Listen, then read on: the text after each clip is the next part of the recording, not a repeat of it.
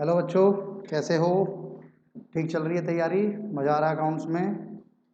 उम्मीद करता हूँ कोई दिक्कत नहीं आ रही होगी। जैसा समझा रहा हूँ वैसा ही आप लोग समझ रहे होगे, साथ साथ रिवीजन कर रहे होगे। अकाउंट्स पूरा सब्जेक्ट एक प्रैक्टिकल सब्जेक्ट है। सारा खेल सिर्फ प्रैक्टिस का है।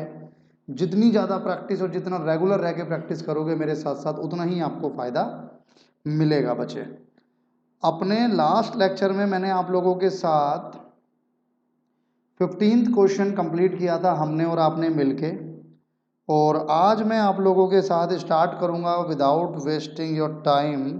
Let start the next question, that is question number 16। तो हम लोग क्वेश्चन नंबर 16 स्टार्ट करते हैं बच्चे।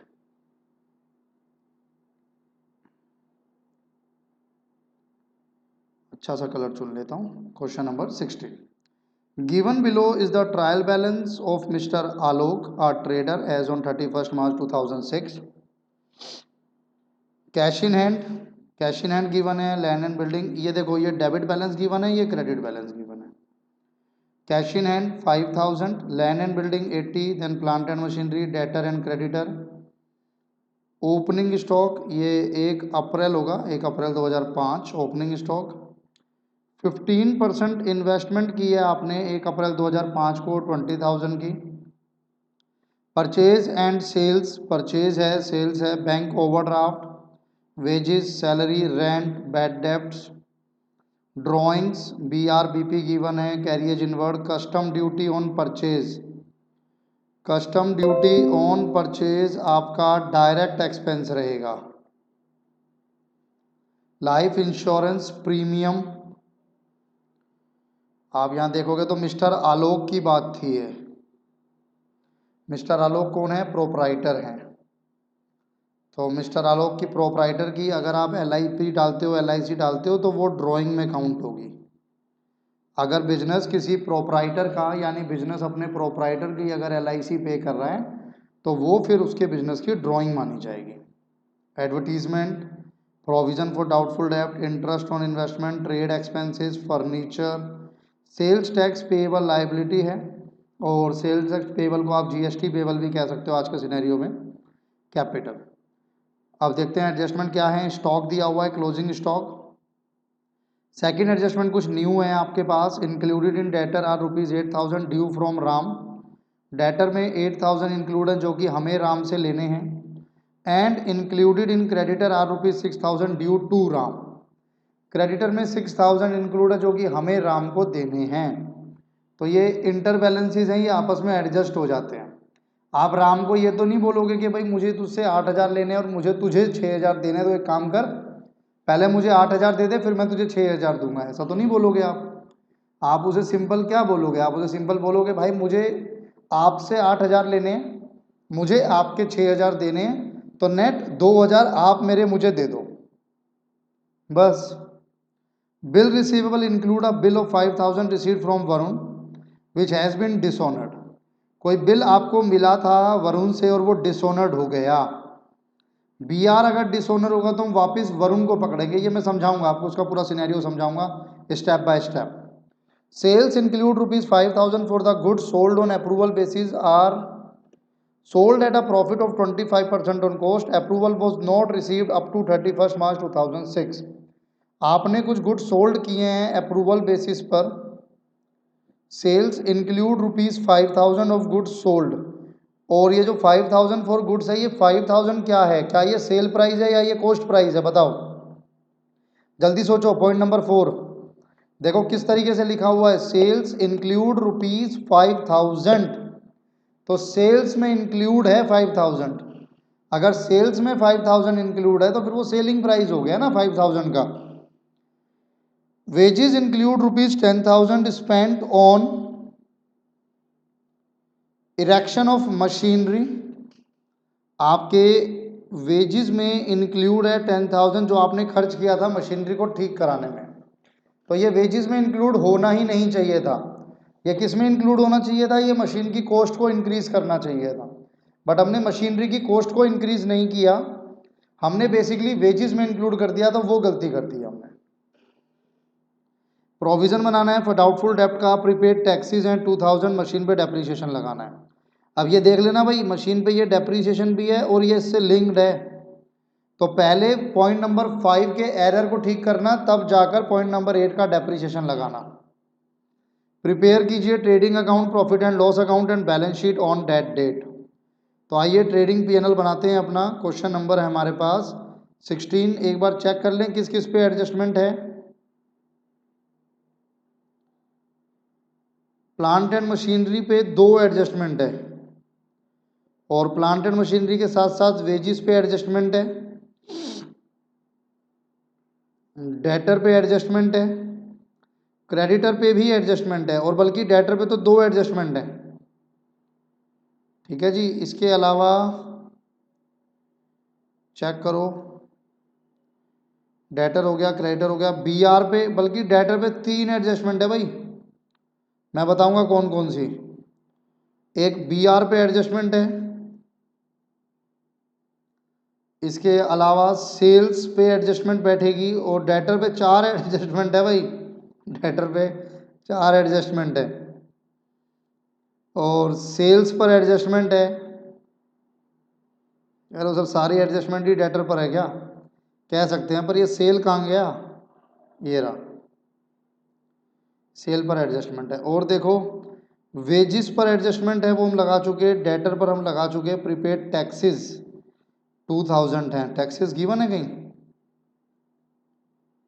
टैक्सेस एंड इंश्योरेंस कुछ पे गिवन है, ये रहा। तो यहाँ पे एक एडजस्टमेंट है। करें जी शुरू। आइएगा शुरू करते हैं हम लोग, देखते हैं जरा answer number 16। Answer number 16, trading and profit and loss account. पूरा क्वेश्चन नहीं कराऊंगा, सिर्फ एडजस्टमेंट कराऊंगा, ध्यान रखिएगा। पूरा क्वेश्चन नहीं, सिर्फ adjustment. For the year ended 31 March 2006,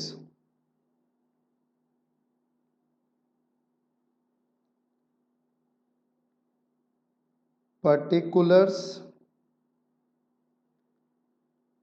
amount, particulars amount।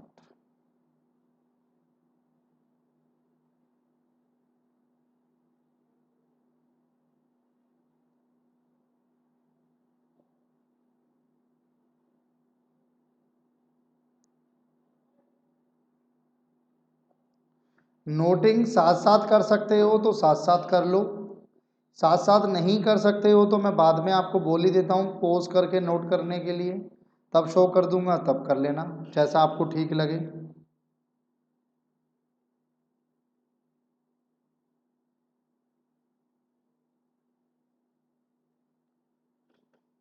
Balance sheet, liability, amount, assets, amount. चलिएगा, हालांकि इसको और बड़ा कर लेते हैं, वो और भी बड़ा करना पड़ सकता है, ये डेटर पे बड़ा रोल है इसका। सबसे पहले कैश इन हैंड। अब भाई मैं थोड़ा सा कंफ्यूज हूँ कि पूरा क्वेश्चन कराऊँ आपको कि खाली एडजस्टमेंट, खाली एडजस्टमेंट कर लेते हैं बच्चे, खास कुछ इसमें दिक्कत है भी नहीं। तो मैं क्लोजिंग स्टॉक पे भी ना एक एडजस्टमेंट है, तो मैं पहले क्लोजिंग स्टॉक ही उठा रहा हूँ, 40,000 है। तो मैं यहाँ शो करूँगा क्लोजिंग स्टॉक 40,000 था, लेकिन जो आपने अप्रूवल पे भेजा था, अप्रूवल बेसिस, उससे स्टॉक आपका इंक्रीज हो जाएगा। आपने गुड सोल्ड किए थे, लेकिन अभी तक उनकी कोई अप्रूवल आई नहीं, तो आप उससे वापस अपना स्टॉक इंक्रीज करते हो। इसको ध्यान से समझना जरा। Working note, cost of goods sold on approval. पहले आपको बेसिक बताता हूँ। उसने ये बोला था, ये वाली एडजस्टमेंट पे हूँ मैं, फोर्थ पे, कि 5000 की सेल इंक्लूड है जिसको जिसको आपने अप्रूवल बेसिस पे बेचा था और प्रॉफिट था 25% कॉस्ट का। तो अगर मैं मान लो मैं कहता हूँ कि कॉस्ट आपकी 100x हो गई है, कॉस्ट x की x हो गई है, तो प्रॉफिट कितना हो गया था x का 25%, तो ये हो गया x/4 है ना। अब मुझे पता है कि कॉस्ट प्लस प्रॉफिट दोनों को जब मैं प्लस करता हूं तो मेरा क्या निकल कर आता है, मेरी सेल्स निकल कर आती है। कॉस्ट क्या है x, प्रॉफिट क्या है x/4, सेल्स का अमाउंट आपको गिवन है 5000। तो आप इसको प्लस करोगे, एलसीएम लेके प्लस करते हैं। 4 मैंने एलसीएम लिया तो यहाँ पे 4x हो जाएगा क्योंकि यहाँ 1 माना जाएगा, और ये x हो गया equal to 5000। Now solve for x, 5/4x equal to 5000, x equal to 4000, और ये जो x आई ये आपकी कॉस्ट आई। इसको करने का ना एक तरीका और होता है, एक तरीका और होता है, आपने इसको शायद क्लास 12th में रेशियोज वाले चैप्टर में पढ़ा हुआ हो, कॉमर्स से हो तो, साइंस से हो तो नहीं शायद पढ़ा होगा, फिर भी एक शॉर्टकट होता है।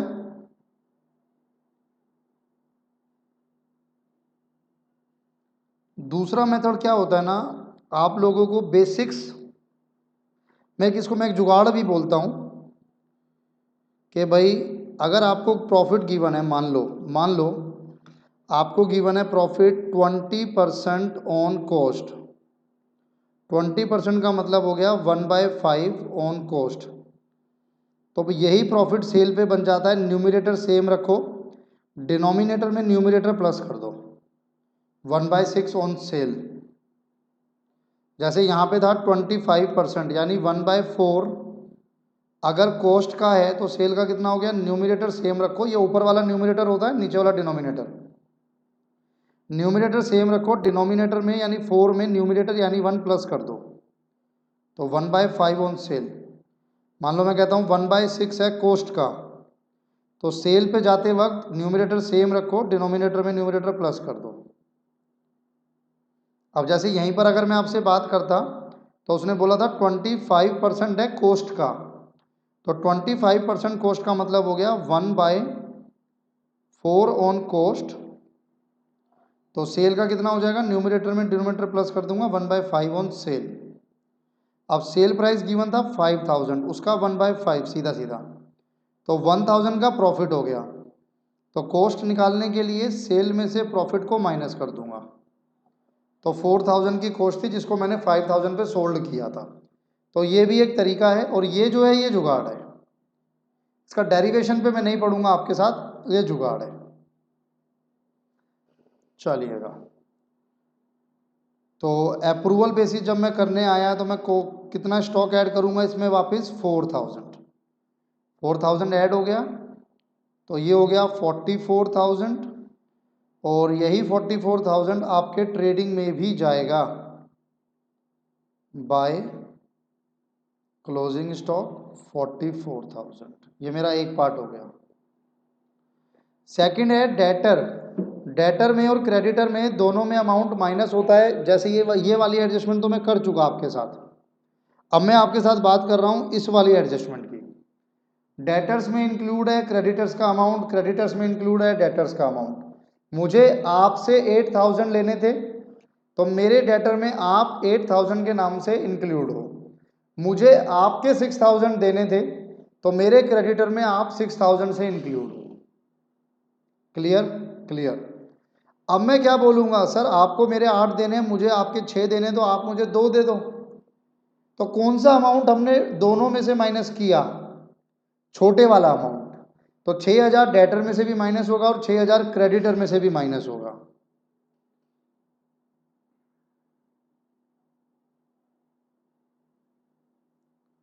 डेटर में से 6000 माइनस करो, इंटर बैलेंस, ऐसे ही जो भी आपका क्रेडिटर आएगा या होगा उसमें से भी 6000 माइनस करो, इंटर बैलेंस। जिससे लेना है उसी को देना है, तो जितना भी छोटा अमाउंट है, चाहे लेने वाला छोटा हो चाहे देने वाला, वो माइनस हो जाएगा दोनों में से, लेने में से भी और देने में से भी। लेने में से भी मतलब डेटर में से, देने में से भी मतलब क्रेडिटर में से। Bill receivable include a bill of 5000। इसकी कहानी समझ लो पहले एक बार।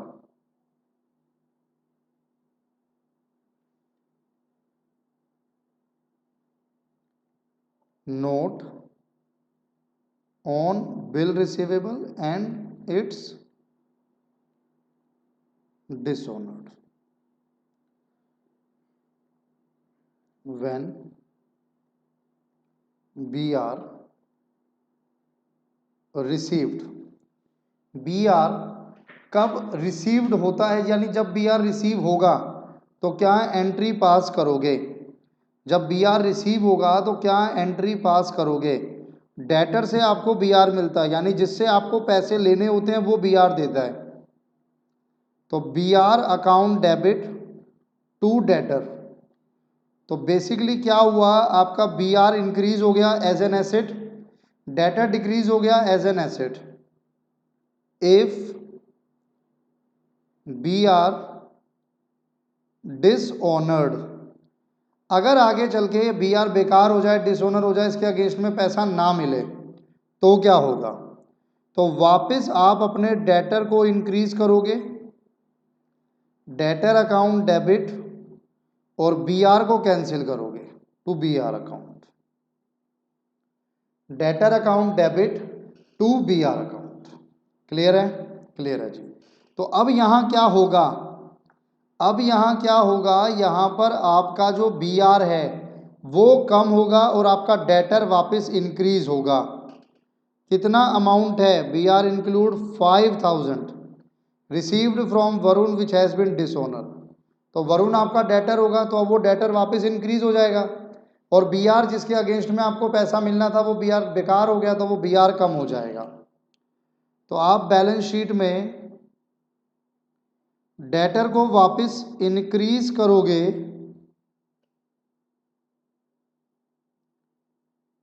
BR डिसऑनर्ड के नाम से। कितने का था? 5000 का। इसे आप वापस इंक्रीज करोगे डेटर में, और BR का जो भी अमाउंट आएगा उसमें से आप इसको माइनस करोगे कि भाई हमारा जो BR था वो तो बेकार हो गया, वापस हमारे क्या इंक्रीज हो गए? हमारे डेटर इंक्रीज हो गए। ये वाली एंट्री मेरी हो गई है। फोर्थ वाली मेरी अभी पूरी एंट्री नहीं हुई थी, सिर्फ क्लोजिंग स्टॉक वाला सॉरी, सिर्फ क्लोजिंग स्टॉक वाला इफेक्ट मैंने दिया था, सेल्स और डेटर वाला इफेक्ट मैंने अभी नहीं दिया था। अब मैं वो इफेक्ट देने वाला हूँ। 5000 की मेरी सेल्स कम हो जाएगी और 5000 से ही मेरे डेटर कम हो जाएंगे।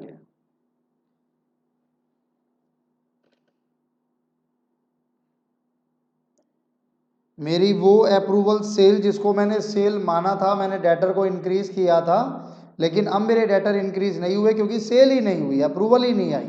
तो मैंने सेल्स भी रिवर्स की और मैंने अपने डेटर भी रिवर्स किए।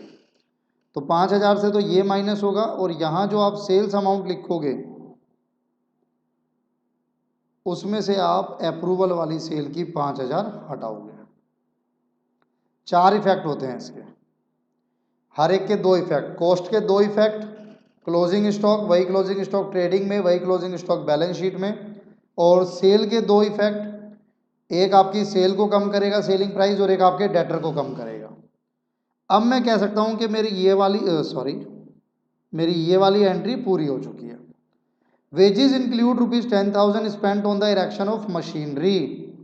10,000 की वेजेस, जो कि एक्चुअली में वेजेस में जाना ही नहीं था, एरर ऑफ प्रिंसिपल है। आपने अगर अपनी मशीनरी को इरेक्ट कराया है, यानी उसकी कैपेसिटी बढ़ाई है, इरेक्शन का मतलब सिर्फ रिपेयर नहीं है, इरेक्शन का मतलब होता है बेसिकली किसी को वर्किंग कंडीशन में लाना, या किसी को ऐसे इरेक्ट करना कि अब उसकी जो लाइफ है वो बढ़ गई है या उसकी कैपेसिटी बढ़ गई है।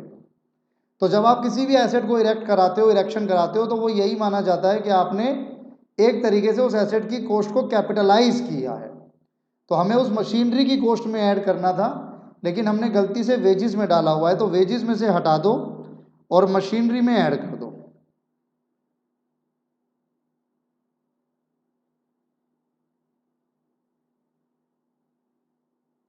मैं ट्रेडिंग में शो करूंगा इसको।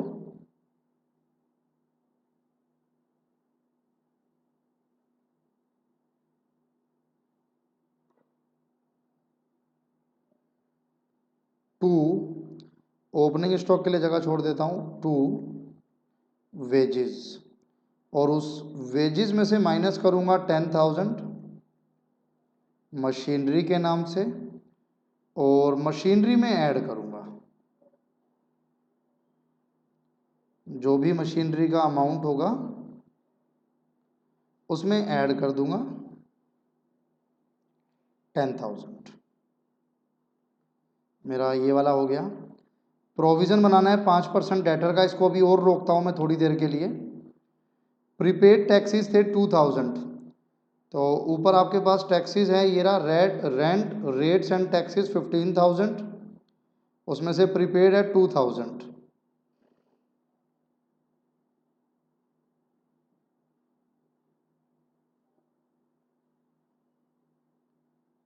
आप इसको पीएनएल में शो कर दीजिए। To rent rate and taxes 15,000 के थे, बट उसमें से 2,000 हमारे करंट ईयर से रिलेट नहीं करते थे, वो हमारे एडवांस टैक्सेस थे, तो वो माइनस हो गया, 13,000 आ गया। और जो एडवांस टैक्सेस हैं वो आपके प्रीपेड टैक्सेस 2,000, वो आपका एसेट बन जाएगा। मशीनरी को डेप्रिशिएट करना है 10% से। पहले मशीनरी का अमाउंट ढूंढो जरा, कहाँ है, ये रहा 50,000। अच्छा, इसको मैं यहाँ से हटाता हूँ वरना यहाँ जगह की दिक्कत हो जाएगी। यहाँ लिख देता हूँ उसको, प्रीपेड टैक्सेस 2,000, 50,000 की मशीन थी, 10,000 से इंक्रीज हुई, 60,000 आई, फिर उस पर डेप्रीशिएशन लगाना है, और डेप्रीशिएशन का रेट है 10%, तो ये 6,000 हो गया। कितना बचा यहाँ पर, यहाँ पे बचा आपके पास 54,000, यहाँ पे बचा आपके पास 54,000, और ये 6,000 का डेप्रीशिएशन उठाकर पीएनएल में डाल दिया जाएगा। To depreciation on machinery 6,000।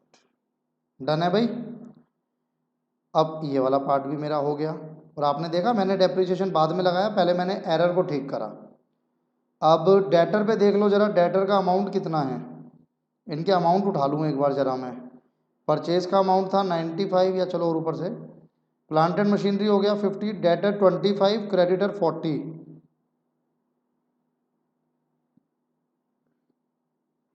Debtor 25, creditor 40। देखना भाई कितने हो गए हैं, एक एडजस्टमेंट ये, दो ये, तीन ये, इन सबको एडजस्ट करो। 25 माइनस 6 कर दो, ये 5 से तो 5 कट ही गया।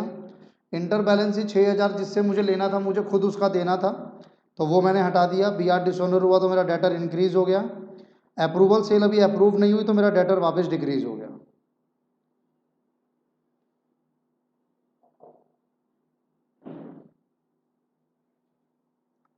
$19,000, इस 19,000 पे मेरा प्रोविज़न क्रिएट होगा फॉर डाउटफुल डेब्ट।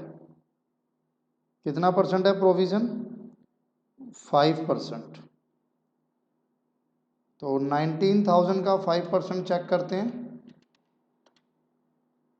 950 माइनस 19,000, 18,050 आ गया। और इस प्रोविज़न को कंपेयर भी करना पड़ेगा आपको, चेक करो पहले से कोई प्रोविज़न है जी, बिल्कुल है 2,000, तो पहले से 2,000 है और अब बनाना है सिर्फ 950, तो आपका फ़ायदा हो रहा है।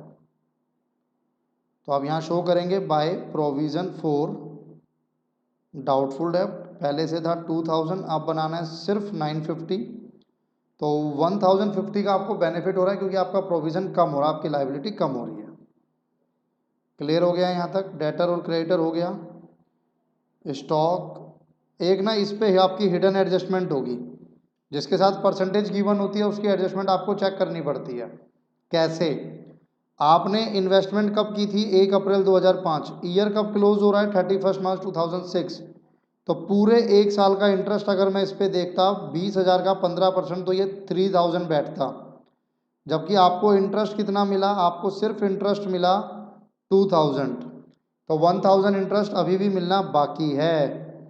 तो ये भैया हिडन एडजस्टमेंट है, ध्यान रखना। आपको कैसे पता लगेगा? अगर परसेंटेज गिवन है इन्वेस्टमेंट के साथ, तो वो फिर वहां पे आपको कैलकुलेट करना पड़ेगा। 3,000 3,000 नहीं, 2,000 मिला,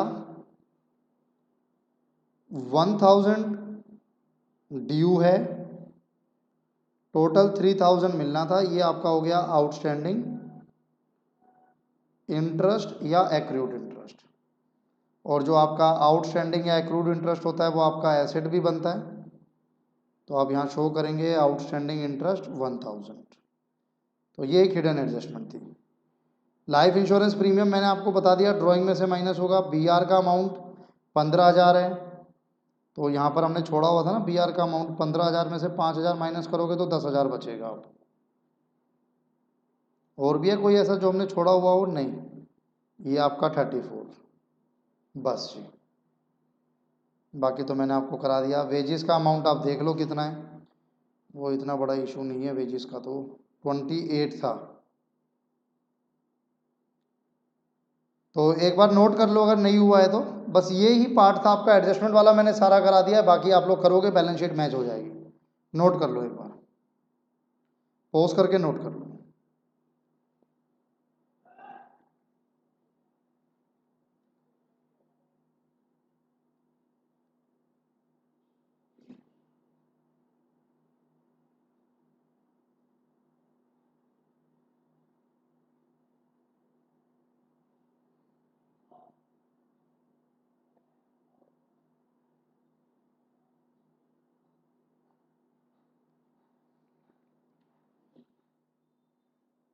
इसको भी नोट कर लो और पूरी जगह छोड़ के रखना, बाकी आपको फिल इन द ब्लैंक्स है खुद भरने हैं। टीचर कब तक कराता रहेगा? आप खुद करोगे तभी आपको समझ आएगा। पॉज करके नोट करा करो ये बैलेंस शीट। देखिए अगर मैं आपको पूरा टाइम दे दूंगा कि भाई पूरा नोट कर लो, चलो मैं बैठा हूं, तो उसमें क्या है ना, इफेक्टिव नहीं आता फिर लेक्चर। अब यहाँ पर अगर आप साथ साथ नोट कर पाओगे तो साथ साथ नोट कर लो, जो साथ साथ नोट नहीं कर पाएगा वो पॉज करके नोट कर लो। क्योंकि ये अकाउंट्स है, इसमें मैं आपको सॉल्व तो दे नहीं सकता कि चलो मैंने आपको हैंड रिटन नोट्स ही दे दिए, फिर फ़ायदा क्या पढ़ने का जब तक आप खुद अपने हाथ से नहीं लिखते हो।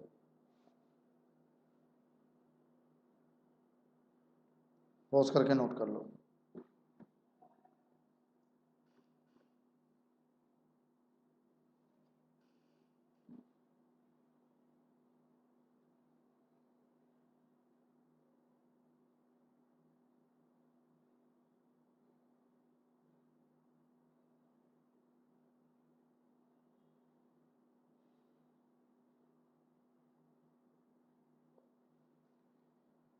ठीक है, बाकी आप इसको कंप्लीट कर लीजिएगा। मैं आपके साथ आगे बढ़ता हूँ और मैं बात करूँगा अपने नेक्स्ट क्वेश्चन की। उसमें देखते हैं कुछ नया मिलता है तो। Question number 17, following is the trial balance of mister Ramlal as on 31 December 2006। Ramlal की कैपिटल है, ओपनिंग स्टॉक है, परचेजेस सेल रिटर्न्स, और ये उल्टा चलता है, जैसे ये वाला आपका परचेज है तो ये वाला परचेज रिटर्न है, ये आपकी सेल्स है तो ये वाला सेल्स रिटर्न है। Freight and carriage, rent and taxes, salaries and wages, debtor creditor. अब जैसे ये बैंक लोन है तो बैंक लोन के साथ भी परसेंटेज गिवन है, तो यहाँ पर आपको ये चेक करना पड़ेगा कि इंटरेस्ट कितना जाना था कितना गया। कई बार इस पर एडजस्टमेंट होती है, कई बार एडजस्टमेंट नहीं होती है। बैंक इंटरेस्ट लोन दे दिया ना, देखो आपको फिर आपको कंपेयर करना पड़ता है कि कितना देना था और कितना गया है। Printing and advertising, miscellaneous income, cash at bank, discount, furniture, general expense, insurance, postage and Telegram, cash in and travelling expense, drawing. Adjustment देख लेते हैं भाई। पहली एडजस्टमेंट तो शायद सेम है आपके पास। Included amongst the debtor is ₹3000 due from Suresh Kumar and included among creditor ₹1000 due to him. तो सुरेश कुमार से 3000 लेने हैं और हमें सुरेश कुमार के 1000 देने हैं। तो कितना सेट ऑफ करोगे, कितना आपस में एडजस्ट करोगे, 3000 की 1000 या 2000? सर 1000, जो डिफरेंस अमाउंट है, जो छोटे वाला अमाउंट है। 3000 अब 5000 होता तो 3000, जो भी दोनों में से छोटा है। Provision for bad and doubtful डेब्ट क्रिएट करना है 5%। रिजर्व फॉर डिस्काउंट भी बनाना है इस क्वेश्चन में आपको 2% डेटर का। तो 2 एडजस्टमेंट तो यहां पर आ गई डेटर पे, बल्कि 3। पहले में भी एडजस्टमेंट है और 2 यहां हो गई। फर्नीचर एंड फिटिंग को 10% से डेप्रीशिएट करना है। Personal purchases amounting to 600 had been included in the purchases day book. तो परचेजेज में गलती से आपने एक पर्सनल परचेज इंक्लूड कर लिया, तो परचेजेज में से माइनस करो और ड्राइंग में ऐड करो। Interest on bank loan shall be provided for the whole year. अब यहां इसने ये बोल दिया, तो बैंक लोन पे जो इंटरेस्ट है वो पूरे साल का देना था, यानी 20,000 का 6%, तो 1200 देना था आपको। लेकिन आपने दिया कितना है, सिर्फ 900। तो 300 अभी भी क्या हो गया, 300 आपका आउटस्टैंडिंग हो गया। कई बार कर चुके हो आप इस एडजस्टमेंट को। अब 1/4 of the amount of printing and advertising is carried forward to the next year. 1/4 means 1/4। Printing and stationery का जो भी अमाउंट है उसका 1/4 जो है वो कैरी फॉरवर्ड होना है नेक्स्ट अकाउंटिंग ईयर में। इसका मतलब वो क्या है, एडवांस है। Credit purchase invoice amounting to 400 had been omitted. Omission का एरर है सर। इनके एरर भी हम ठीक करें, इनकी बैलेंस शीट भी हम बना कर दें, नालायक। कोई बात नहीं बच्चे, करना पड़ेगा, फाउंडेशन क्लियर करनी है ना, वो भी एक बारी में हो जाती है, मेहनत करो बस। Credit purchase invoice amounting to ₹400 had been omitted from the books. तो आपने 400 रुपये का कुछ परचेज किया होगा, वो गलती से आपकी बुक से अभी ओमिट हो गया है, तो आपको परचेज की एंट्री करनी है। डबल इफेक्ट बता सकते हो? अरे एडजस्टमेंट है तो डबल इफेक्ट तो होगा ना, सिंगल में थोड़ी छोड़ दोगे। डबल इफेक्ट क्या होगा बताओ? एक तो परचेज बढ़ गई, ठीक है, दूसरा कैश कम हो जाएगा। कैश क्यों कम हो जाएगा? क्रेडिट परचेज है, क्रेडिट क्रेडिट परचेज है। क्रेडिट मतलब का उधार पे खरीदी है, तो क्रेडिटर को बढ़ाओगे। स्टॉक आपको दिया हुआ है क्लोजिंग 78,600। सिर्फ एडजस्टमेंट कराऊंगा आपको, बाकी आप प्लीज कंप्लीट कर लीजिएगा। और मैं बार बार बोल रहा हूं, अगर कंप्लीट करने पे भी आपका आंसर नहीं आता है, बैलेंस शीट मैच नहीं होती है, तो मुझे बता दीजिएगा। मुझे व्हाट्सएप करोगे, मैं आपको बता दूंगा। चलिएगा, तो आइए जरा चेक कर लें किस पे कितनी एडजस्टमेंट है। डेटर पे 1 2 3 तो डेटर पर ही आ रही हैं। 1 2 3, एक क्रेडिटर पे भी थी जो डेटर पे थी, तो एक क्रेडिटर पे भी थी। इसके अलावा प्रोविज़न है पहले से, अगर प्रोविज़न है तो उस पर भी एडजस्टमेंट है, बट प्रोविज़न है नहीं। प्रोविज़न फॉर डाउटफुल डेब्ट की बात कर रहा हूँ। फर्नीचर एंड फिटिंग पे डेप्रीशिएशन है, तो फर्नीचर एंड फिटिंग। परचेजेस पे और ड्राइंग्स पे एडजस्टमेंट है। ड्राइंग इंक्रीज होगा by ₹600 and purchases will be decrease by ₹600। कहाँ कहाँ जा रहा है भाई, नीचे आ, नीचे आ, खत्म थोड़ी किया है अभी हमने तुम्हें। इंटरेस्ट ऑन बैंक लोन पे एडजस्टमेंट है। 1/4 प्रिंटिंग एंड एडवर्टाइजिंग पे है। परचेजेस पे और क्रेडिटर पर और एक एक एडजस्टमेंट है।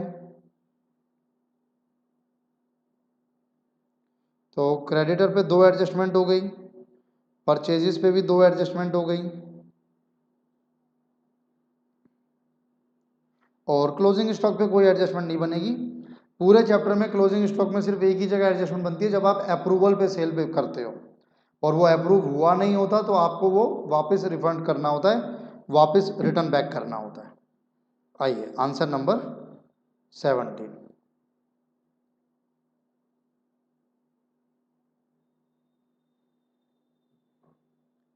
Answer number 70।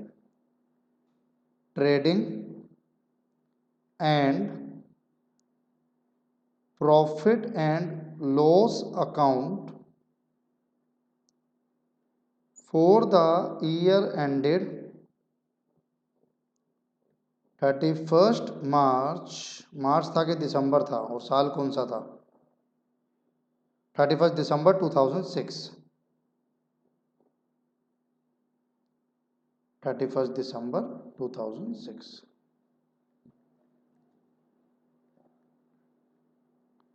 Particulars amount, particulars amount.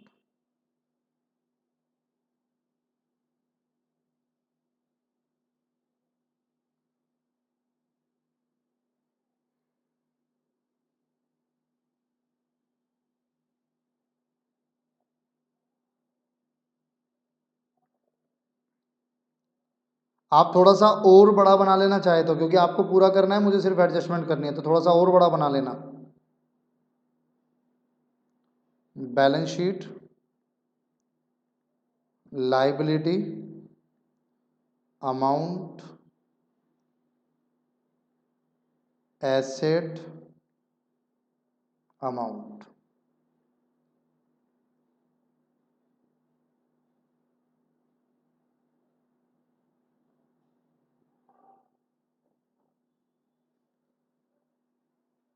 आ जाओ जी। तो एडजस्टमेंट से शुरू करते हैं। सबसे पहले डेटर और क्रेडिटर दोनों में से 1000 माइनस होगा।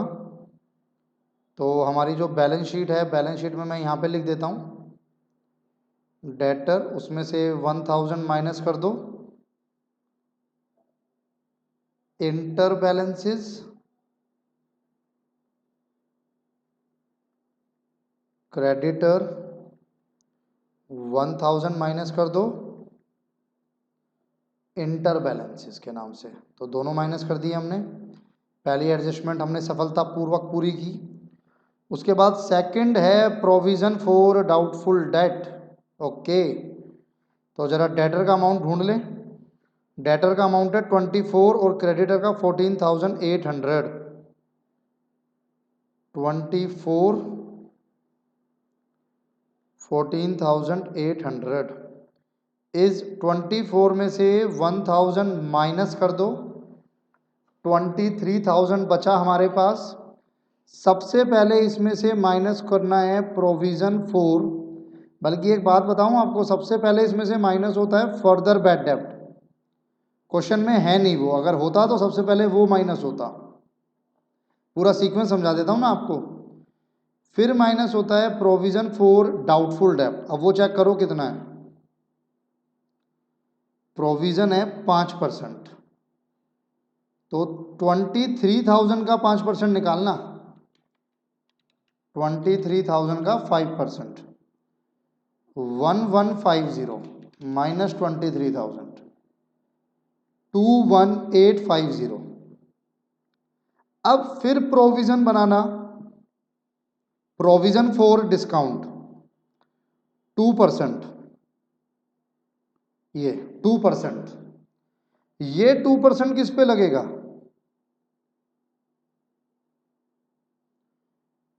प्रोविजन फॉर डिस्काउंट, ये 2% इस पे लगेगा। 21850 का 2%, 437। ये बचा 21413। आप पूरी चैन समझिएगा, सीक्वेंसली समझिएगा। सबसे पहले डेटर, डेटर में अगर कोई भी इंटर बैलेंसेज है वो माइनस होगा, कुछ भी एरर है वो ठीक होगा। उसके बाद फर्दर बैड डेब्ट माइनस होगा। जब माइनस होने की बारी आएगी, तीन चीज़ें होती हैं, फर्दर बैड डेब्ट, प्रोविजन फॉर डाउटफुल डेब्ट एंड प्रोविजन फॉर डिस्काउंट। तो सबसे पहले फर्दर बैड डेब्ट माइनस होगा, उसके बाद प्रोविजन फॉर डाउटफुल डेब्ट माइनस होगा, उसके बाद प्रोविजन फॉर डिस्काउंट माइनस होगा। तो फर्दर बैड डेब्ट तो था नहीं, प्रोविजन फॉर डाउटफुल डेब्ट पहले से कोई प्रोविजन है नहीं, तो जितना भी आपने प्रोविजन बनाया 1150, वो पूरा का पूरा आपका नुकसान बनेगा। हम लोग यहाँ शो कर देंगे टू प्रोविजन फॉर 1150। और जो प्रोविज़न आपने फॉर डिस्काउंट बनाया है, प्रोविज़न फॉर डिस्काउंट कितना था भाई? 437। यस, वो भी आपका नुकसान हो गया। तो मैंने आपके साथ ये सेकंड वाली एडजस्टमेंट पूरी कंप्लीट कर ली, कोई प्रोविज़न था नहीं। डेप्रिशिएट करना है फर्नीचर एंड फिटिंग को 10% से। तो फर्नीचर एंड फिटिंग पर एक ही एडजस्टमेंट है। हाँ जी, एक ही एडजस्टमेंट है। 5000 पे डेप्रिसिएशन लगाना है 10%। तो ये तो सिंपल है। Furniture and fitting 5000, depreciation at the rate of 10%, 500, 4500। और ये जो 500 रुपये का डेप्रिसिएशन है आप यहाँ शो करोगे टू डेप्रिसिएशन ऑन फर्नीचर 500 रुपये। पर्सनल परचेज 600 की आपकी परचेज बुक में आ रही है गलती से, तो अब ध्यान से समझना इसको। मैं यहाँ जो लिखूँगा टू परचेजेज, परचेजेज होती है जब आप गुड्स परचेज करते हो बिजनेस के लिए, लेकिन कुछ पर्सनल आपने परचेज की थी 600 जो कि गलती से परचेजेज में इंक्लूड है, तो वो माइनस हो जाएगी। दूसरी चीज़, जब आप यहाँ कैपिटल लिखोगे बैलेंस शीट में लाइबिलिटी साइड कैपिटल आती है ना, उस कैपिटल में से भी पर्सनल परचेज के नाम से, ड्राइंग के नाम से 600 माइनस होगा, क्योंकि अगर आप पर्सनल परचेज कर रहे हो तो वो आपकी ड्राइंग्स हैं। इंटरेस्ट ऑन बैंक लोन मैंने आपको बताया, जो बैंक लोन है 6% 20,000 वो तो आपकी लाइबिलिटी है, तो मैं यहां लिख दूंगा 6% बैंक लोन 20,000। और जो उस पर आपने इंटरेस्ट पे किया, आप यहां लिखते हो to interest on bank loan. कितना इंटरेस्ट पे हुआ था? 900 आपने पे किया, जबकि बनता कितना था? 1200 पूरे साल का। तो कितना और पे करना है? 300। तो किस तरह से प्रेजेंट करोगे? 900 जो पे किया plus outstanding for current year 300, total आ गया 1200। और ये जो 300 आउटस्टैंडिंग है जो पे करना था लेकिन अभी आपने पे नहीं किया, तो आप यहां शो करेंगे outstanding interest on bank loan 300। Clear है जी? पूरा समझ आ रहा है? आगे बढ़ता हूँ, ये वाली एडजस्टमेंट भी मेरी हो गई। 1/4 of the amount of printing and advertising is to be carry forward to the next year. Carry forward to the next year कह लो, या एक वर्ड यूज होता है अनएक्सपायर्ड, अनएक्सपायर्ड कह लो। दोनों का मतलब होता है कि आपने एडवांस में पे किया है। आ जाओ। प्रिंटिंग एंड एडवर्टाइजिंग कितना है? प्रिंटिंग एंड एडवर्टाइजिंग है 14,600, उसका 1/4 निकालेंगे टू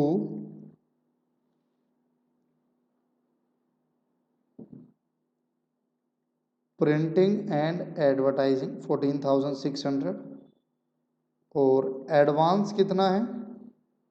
इसी 14,600 का 1/4,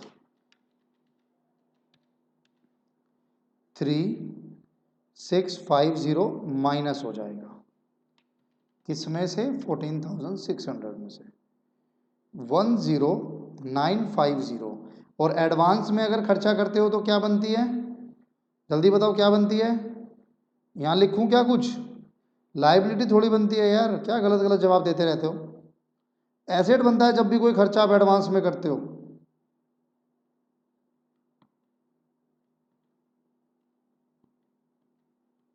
थ्री सिक्स 50 डन। ये वाला पार्ट भी हो गया मेरा। एडजस्टमेंट नहीं छुड़वा रहा हूं, बाकी तो आप खुद कर ही सकते हो। Credit purchase invoice amounting to ₹400 had been omitted from the books.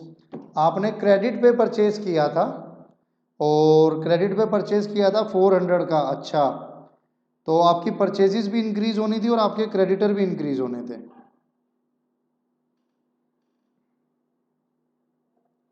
इसको मैं नीचे लिख देता हूं। 6% बैंक लोन 20,000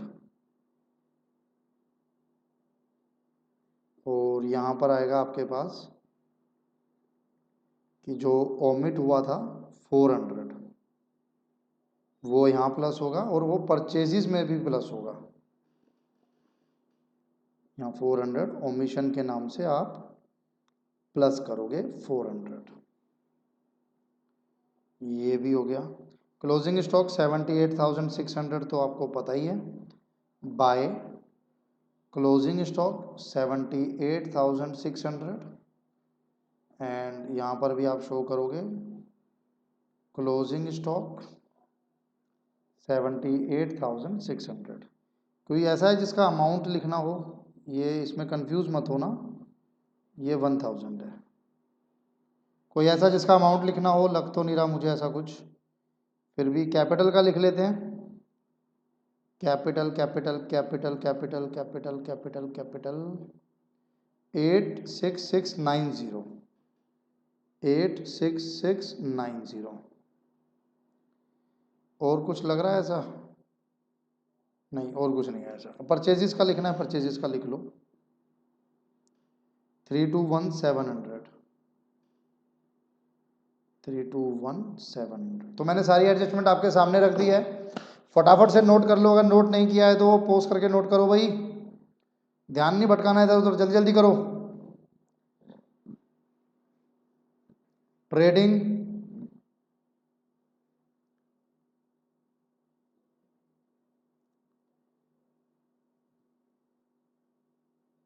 पीएनएल,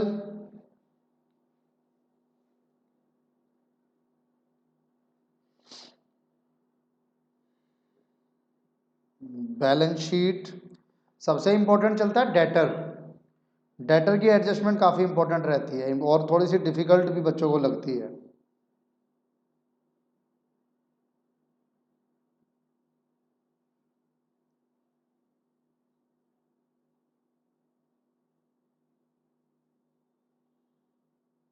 ठीक है जी, चलिएगा, यहीं तक ही थी ये बैलेंस शीट, बस बाकी आपने खुद बनानी है। आगे बढ़ते हैं और अगले क्वेश्चन को हम लोग पूरा करेंगे। इसमें देख लो भाई, और कुछ रह तो नहीं गया ऐसा जो मुझे बताना हो तुम्हें? परचेजिस पे 2 एडजस्टमेंट थी, कर ली। सेल्स पे एडजस्टमेंट थी नहीं, रिटर्न्स मैंने आपको बता दिया। डेटर क्रेडिटर मैंने आपको बता दिए। बैंक लोन का मैंने आपको ट्रीटमेंट बताया। फर्नीचर एंड फिटिंग पे एक ही एडजस्टमेंट थी। ड्राइंग्स की एडजस्टमेंट नहीं करी मैंने, वो मैंने अलग से माइनस कर दिया था। चलिएगा, question number 18। The following trial balance was extracted from the books of Mr. Shyamlal on 31st December 2006। देखें जरा क्या है। कैपिटल, प्लांट एंड मशीनरी, पूरा क्वेश्चन करेंगे इस वाले को। आप भी कहोगे सर कुछ नहीं करा रहे, हमसे करा रहे हो सारा काम। Sales, purchases, returns, opening stock, discount, debtor, creditor, salary, manufacturing wages, carriage outward, provision for bad डेब्ट, रेंट, रेट, टैक्सेस, एडवर्टाइजिंग और कैश। चलिएगा, prepare trading and profit and loss account for the year ending 31st this and balance sheet. Closing stock given है, provision आपको kept करना है 500 पे। Interest on capital, interest on capital देना है आपको 10% पर एनम। डेप्रिशिएट करना है प्लांट एंड मशीनरी को। Proprietor mister Shyamlal has taken goods worth ₹5,000 for personal use and distributed worth goods worth ₹1,000 as a sample. तो दोनों ट्रीटमेंट आपको दे रखी है, और कुछ नहीं है क्वेश्चन में ना। या तो मैं एक काम करता हूँ बच्चे, क्योंकि मैं एक ही क्वेश्चन कराने के मूड में हूँ, अगला क्वेश्चन में एडजस्टमेंट ज़्यादा है और वो अच्छा भी है, तो इसकी भी मैं आपको सिर्फ एडजस्टमेंट करा देता हूँ। इसमें है भी कुछ नहीं, बस ये 1-2 एडजस्टमेंट है, वो मैं आपको करा देता हूँ, बाकी आप कर लेना। नेक्स्ट क्वेश्चन हम लोग फुल फ्लैश करेंगे फिर। आ जाओ भाई, आप लोगों की सहमति मिल गई मुझे, बड़ा अच्छा लगा। Answer number 18, trading and profit and loss account for the year ended 31 December 2006।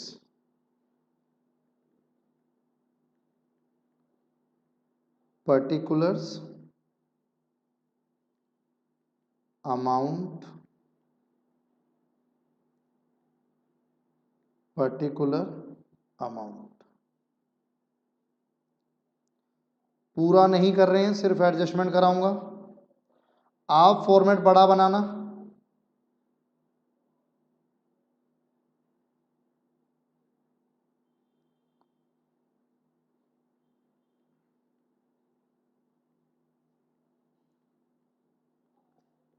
Balance sheet as on 31 December 2008 6 sorry, liability amount, assets amount,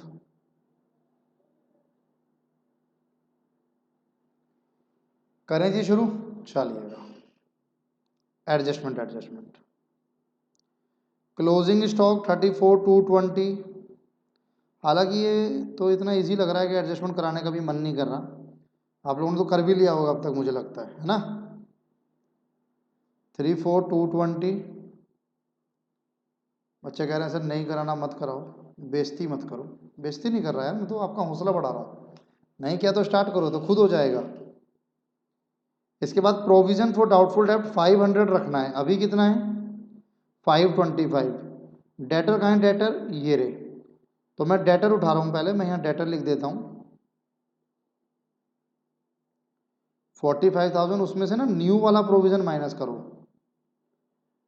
provision for doubtful डेब्ट। अच्छा, अब जो 500 है, पहले कितना बनाना था? 525। तो 25 रुपये का प्रोविजन आपका बच रहा है, तो ये आपका फायदा हो रहा है बाय प्रोविजन फॉर डाउटफुल डेब्ट। पहले बनाया हुआ था आपने 525, अब बनाना है 500, तो 25 रुपये बच गए। You save ₹25। डन हो गया। डेटर पे और तो कोई एडजस्टमेंट शायद लग जी नहीं मुझे यहाँ पे। आईओसी देना है सर 10%। अब आईओसी की मैंने आपके साथ एडजस्टमेंट की थी ना। आईओसी और आईओडी मैंने आपको दोनों बताए थे कि उनका क्या होता है। आईओसी में क्या होता है? आईओसी कौन पे करता है? IOC is paid by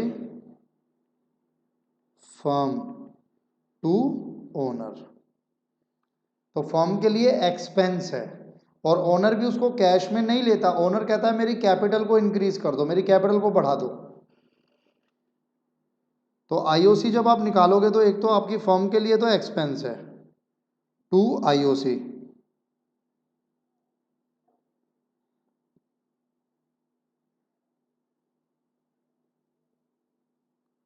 two IOC. अब ये देख लो कैपिटल कितनी है। कैपिटल होगी आपके पास 1,00,000। उस 1,00,000 की कैपिटल पे आपको आईओसी देना है 10%। तो 10,000 हो गया, 1,00,000 का 10%। 10,000 की आईओसी हो गई, और ये आईओसी जाकर ऐड हो जाएगी जो भी ओनर की कैपिटल है उसमें। ओनर की कैपिटल मुझे याद है तो मैं लिख लेता हूँ, आईओसी। क्लियर है जी? डन। आईओसी के बाद मेरा आता है डेप्रिशिएट करो प्लांट एंड मशीनरी को 10% से। तो प्लांट एंड मशीनरी होगा ये रहा, इसको 10% से डेप्रिशिएट करो। ये तो 44,500 में यहाँ लिख ही देता हूँ। प्लांट एंड मशीनरी 78,000, डेप्रिशिएट करो 10%, 7,800।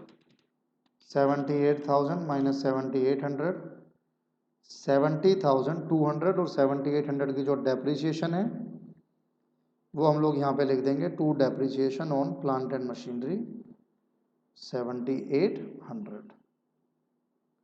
क्लियर?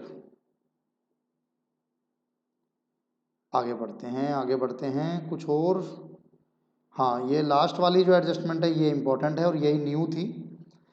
न्यू तो नहीं कह सकते, हमने डिस्कस तो कर ही लिए हैं। प्रोपराइटर है mister Shyamlal has taken goods worth ₹5,000 for personal use. तो 5,000 की तो ड्राइंग हो गई जो वो पर्सनल यूज के लिए लेके गए। तो पहले इसको करते हैं, दोनों अलग अलग है। पहले 5,000 को करते हैं, पर्सनल यूज के लिए ड्राइंग की है गुड्स की। तो क्या करोगे, एक तो यहां पर जब हम परचेज लिखेंगे, टू परचेजेस, उसमें से 5,000 माइनस होगा,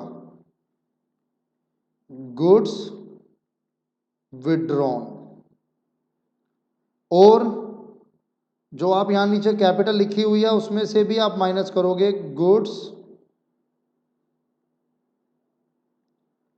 विड्रॉन। ये दोनों हो गया। एंट्री क्या होती है, ड्राइंग टू परचेजेस। तो परचेजेस कम हो गया और ड्राइंग के नाम के तहत ड्राइंग को हम क्या करते हैं, कैपिटल में से माइनस, तो हमने माइनस कर दिया। उसके बाद 1,000 के गुड्स मैंने फ्री में डिस्ट्रीब्यूट कर दिए एज अ सैंपल, ले जाओ भाई। तो जब आप सैंपल के तौर पे डिस्ट्रीब्यूट करते हो, क्या एंट्री करते हो, एडवर्टीजमेंट या free sample account debit to purchases. तो अगेन परचेजेस कम होगा बाय ₹1,000, फ्री सैंपल। दूसरा, फ्री सैंपल में अगर आप बांट रहे हो तो वो आपका नुकसान भी है। नुकसान मतलब खर्चा है, बिजनेस प्रमोशनल एक्सपेंस कहलाता है। Free sample account debit to purchases. तो ये मैंने आपको कराया, नोट करो। बाकी तो सारा हो ही गया है, ये एडजस्टमेंट थी लास्ट। बाकी इसमें कुछ ऐसा है नहीं जो बताऊं आपको, नोट करो, कंप्लीट कर लेना।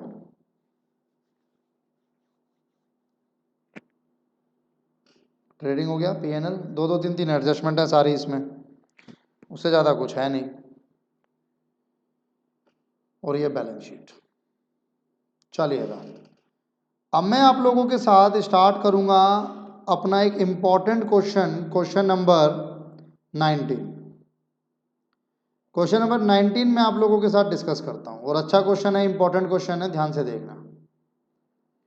From the following trial balance and information prepare trading and profit and loss account of Rishabh as on 31 March 2007। आइए, 31 मार्च 2007 का बैलेंसेज आपको गिवन है।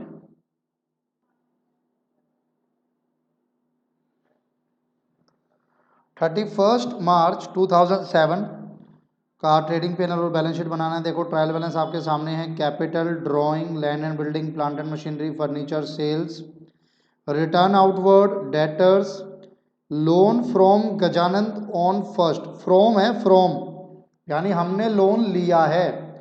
किससे लोन लिया है, गजानंद से लोन लिया है 1 जुलाई 2006 को, at the rate of 6% per annum, 6% per annum पर हमने लोन लिया है गजानंद से 30,000 का। कब लिया, 1 जुलाई 2006। ईयर कब क्लोज हो रहा है, 31 मार्च 2007, 9 मंथ्स। अगर मैं जुलाई टू 31 मार्च 2007 देखूं तो कितने हो गए, अप्रैल मई जून, 3 ही महीने तो हटे, 9 महीने का इंटरेस्ट इस पे आना था। बाकी देखते हैं आगे क्या कहता है। Purchases, return inward, carriage, sundry expense, printing and stationery, insurance expense, provision for doubtful डेप्ट भी है, provision for discount on debtor भी है। दोनों प्रोविजन पहले से आपने मेंटेन किए हुए हैं। बैड डेप्ट भी गिवन है। Opening stock, salary and wages. Salary and wages में पहले किसका नाम है, पहले सैलरी का, तो ये इनडायरेक्ट एक्सपेंस हो गया। क्रेडिटर्स, ट्रेड एक्सपेंस, क्रेडिटर हो गए, ट्रेड एक्सपेंस हो गया। Cash at bank, cash in hand. तो आइटम ऐसा कुछ नहीं है जो हमें पहले ना पता हो। Value of closing stock, fire occurred on 23 मार्च 2007, आग लगी 23 मार्च 2006 को। 10,000 of the goods worth of the general goods were destroy. The insurance company accepted claim for only ₹6,000 and paid the claim money on 10 अप्रैल 2007। हम कब बना रहे हैं, 31 मार्च 2007। अगर उन्होंने पैसा 10 अप्रैल को दिया तो कम से कम 31 मार्च 2007 तक तो नहीं दिया। तो 31 मार्च 2007 की बैलेंस शीट जब मैं बनाऊंगा तो मेरे को उसमें पैसा नहीं मिला। हाँ, इंश्योरेंस कंपनी ने बोला है कि हम 6,000 दे देंगे, तो insurance company as a receivable नजर आएगी। 10,000 के गुड्स खराब हुए, मिला कितना? सिर्फ 6,000 मिलेगा वो भी। बैड डेप्ट हुए 400 के, प्रोविजन फॉर डाउटफुल डेप्ट बनाना है 5%, बैड डेप्ट 400, 2% discount, and make a provision of 2% on creditor for discount. Sir full fledged question, debtor का इससे ज्यादा कोई ट्रीटमेंट क्या होगा? सब कुछ गिवन है, सब कुछ करना है। फर्दर बैड डेप्ट भी है, प्रोविजन फॉर डाउटफुल डेप्ट भी है, प्रोविजन फॉर डिस्काउंट भी है, और यहाँ तक कि क्रेडिटर का भी दिल बड़ा निकला। सर हमें किसी को पैसे देने थे, उसने कहा तुम क्या याद करोगे सुमित जी, 2% का डिस्काउंट दे देता हूँ। वाह भाई वाह, पार्टी बनेगी सर अब तो। Received rupees 6,000 worth of goods on 27 March, but the invoice of the purchase was not recorded in the purchase book. Sir goods तो आ गए, गोडाउन में रखे हैं, स्टॉक में हैं, लेकिन उसकी परचेज की एंट्री करना भूल गए। तो अब करेंगे सर, क्या करें, आपके पाप हमें धोने हैं। Rishabh took away goods worth rupees 2,000 for personal use but no record was made thereof. तो ये तो सिंपल है सर, ड्राइंग की आपने गुड्स की। Depreciation 2% land and building, 20% plant and machinery, 5% furniture. Insurance prepaid 200। ठीक है जी, ऐसा उतना मुश्किल नहीं है कि ऐसा कोई नया सब्जेक्ट, कोई नया पॉइंट आए कि हमने पढ़ा ही नहीं है, ऐसा कुछ नहीं है। और बड़े क्वेश्चंस में ये हमारा लास्ट क्वेश्चन भी है बच्चे, तो फाइनल अकाउंट कंप्लीट होगा आखिरकार।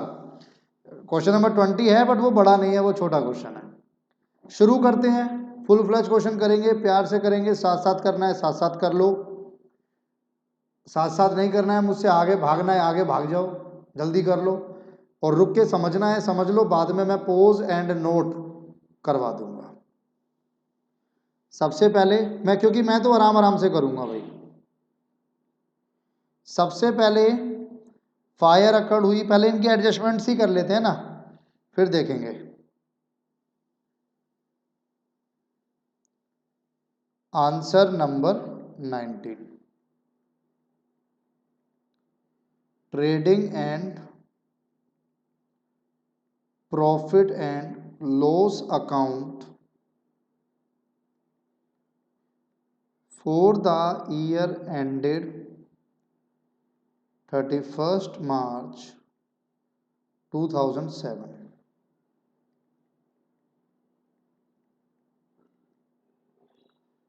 Particulars, amount, particulars, amount.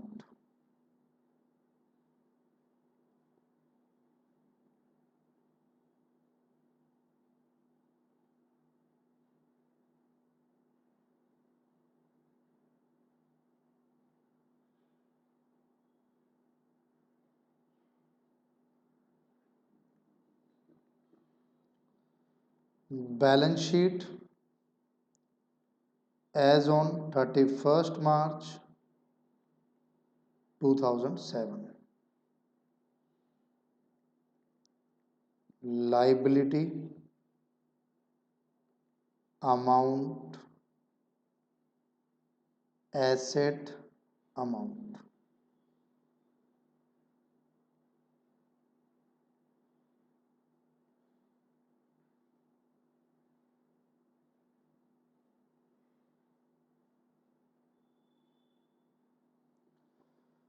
आइए जी, बहुत बड़े बड़े अकाउंट्स बनाए हैं मैंने, अच्छे से करेंगे मिलके। सबसे पहले क्लोजिंग स्टॉक। क्लोजिंग स्टॉक में कोई एडजस्टमेंट, कोई अप्रूवल वाली एडजस्टमेंट तो थी नहीं, तो क्लोजिंग स्टॉक में कोई एडजस्टमेंट नहीं। बाय क्लोजिंग स्टॉक 27,300,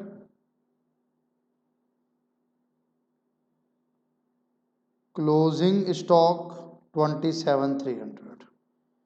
तो इसमें तो कुछ था नहीं। हाँ, इसको देख लो भाई ध्यान से। अब आग लगी, कितने का नुकसान? पहले 10,000 का नुकसान, तो पहले 10,000 की एंट्री करते हैं। मैं इसको दो पार्ट्स में डिवाइड कर लेता हूँ, इसने को मैं रख लेता हूँ ये, फिर ऊपर वो कर लेंगे। By loss by fire, sir trading account में मैं 10,000 क्यों क्रेडिट करता हूं? क्योंकि ट्रेडिंग अकाउंट में डेबिट साइड पर ओपनिंग स्टॉक प्लस परचेजेज आ रहा होता है। वो स्टॉक जो मेरा करंट ईयर में यूज होना है, लेकिन उसी में से जो डेबिट हुआ है ओपनिंग और परचेजेस, उसी में से कुछ स्टॉक में आग लग गई और वो स्टॉक कम हो गया।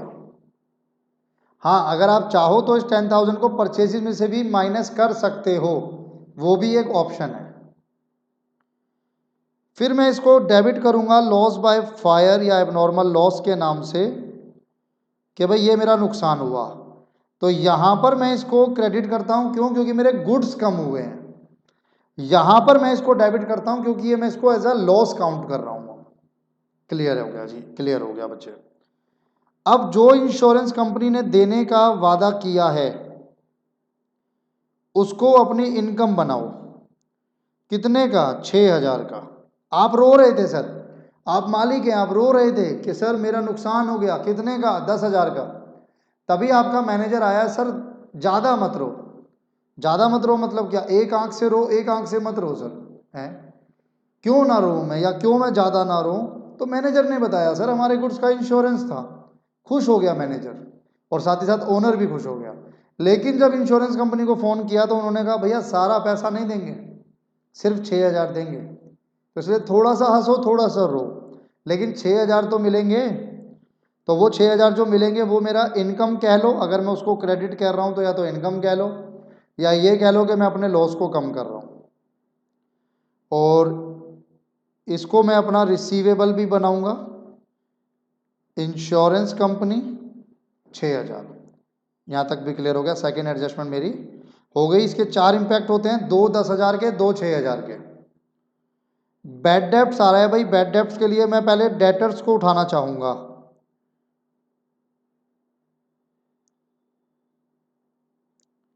18,400 के डेटर्स हैं।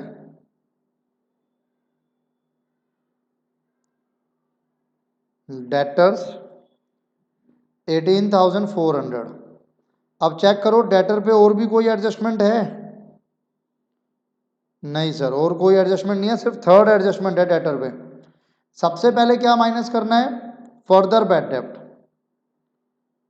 सबसे पहले माइनस करो फर्दर बैड डेप्ट, जो कि 400 गिवन है, तो ये बचे 18,000। फिर क्या माइनस करो? फिर माइनस करो प्रोविजन फॉर डाउटफुल डेप्ट। कितना रेट है प्रोविजन फॉर डाउटफुल डेप्ट का? 5%। तो 5% ये माइनस करो। चेक करो 18,000 का 5% निकलेगा, 18,000 का 5%, 900। कितना बचा? 17,100। फिर प्रोविजन माइनस करो डिस्काउंट वाला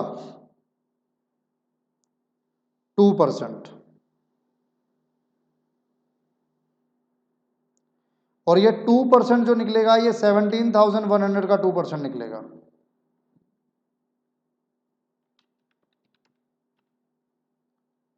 ये माइनस करा तो 16,758। माइनस हो रहे हैं बच्चे दोनों, ये भी और ये भी, और ये भी, तीनों माइनस हो रहे हैं। अब इन प्रोविजंस को, फर्दर बैड डेप्ट को, इनको आपको पीएनएल में भी ट्रांसफर करना है। फर्दर बैड डेप्ट उठाओ। सबसे पहले आपके पास पहले से एक बैड डेप्ट है क्वेश्चन में, जितना मुझे याद है 2, पहले से एक बैड डेप्ट है। अब वो जो पहले से बैड डेप्ट है वो कितना है? ये रहा, वो भी 400 ही है, और जो और हुआ वो भी 400 है। फर्दर बैड डेप्ट तो टोटल हो गया 800। अब प्रोविजन को प्रोविजन से कंपेयर करो। प्रोविजन से प्रोविजन टकराया, क्या होगा अंजाम? प्रोविजन आपने कितना बनाया? 900। ये वाला प्रोविजन आपने कितना बनाया? 900 डाउटफुल डेप्ट। पहले से कितना है? 1000। तो 100 रुपये बच गए। मुबारक हो भाई, 100 रुपये बच गए बाय प्रोविजन फॉर डाउटफुल डेप्ट। 1000 माइनस 900, 100 रुपये बच गए। डिस्काउंट वाला आपने कितना बनाया? Provision for discount 342। पहले से है 380, ये भी बच गया भाई। 38 रुपीज का मुनाफा।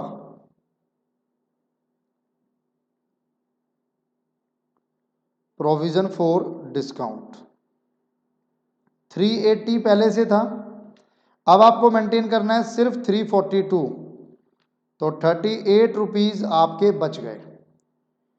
कुछ इस तरीके से मेरी ये वाली एंट्री पूरी हो गई, डन, डेटर वाली एंट्री पूरी हो गई। Received ₹6,000 worth of goods but the invoice of purchase was not recorded in purchase book. तो क्रेडिटर को इंक्रीज करो एंड परचेजेस को इंक्रीज करो 6,000 से।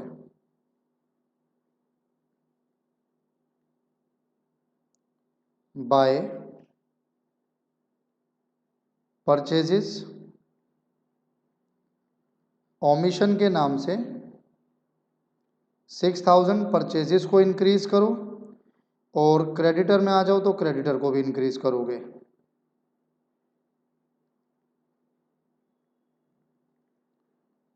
Creditors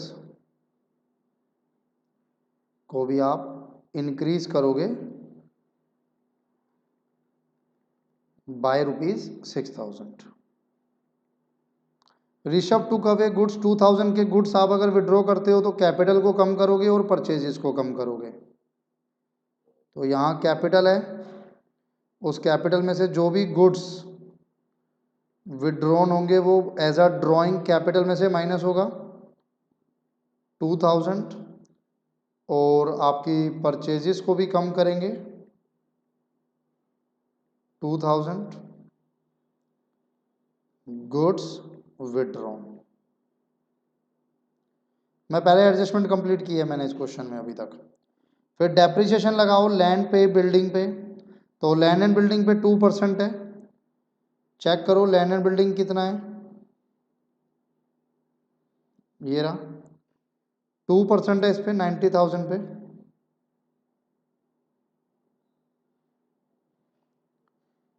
land and building 90,000 less depreciation at the rate of 2%, तो 90,000 का 2% हो गया 1,800, 88,200, और 1,800 का डेप्रिसिएशन आप यहाँ पे लिखेंगे to depreciation land and building पे 1,800। अगला देखो बिल्डिंग हो गया 20% प्लांट एंड मशीनरी पे। Plant and machinery, plant and machinery कहाँ है भाई, था तो यहीं 20,000, कितना परसेंट 20%, 20,000 का 20%।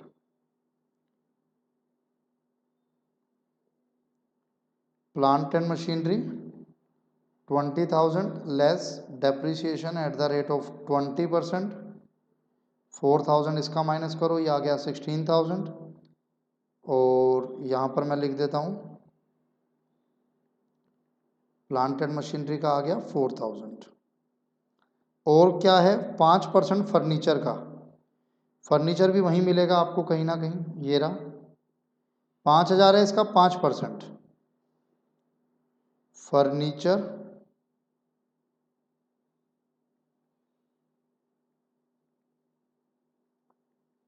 5,000 का 5%, 5,000 का 5%, 250, 4,750 आ गया। और ये जो डेप्रिसिएशन है वो आप यहाँ लिख दोगे फर्नीचर का 250। तो ये मेरी डेप्रिसिएशन वाली एंट्री पूरी हो गई।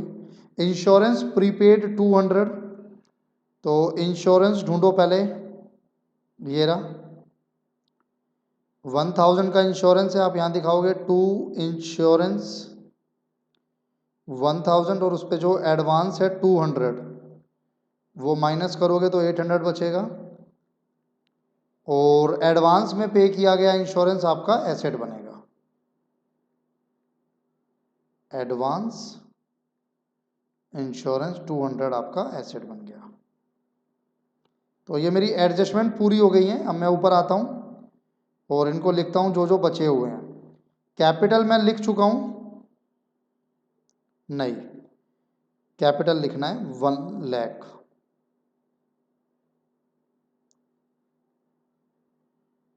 ड्राइंग्स भी लिखना है, ड्राइंग्स 12,000 माइनस होगा।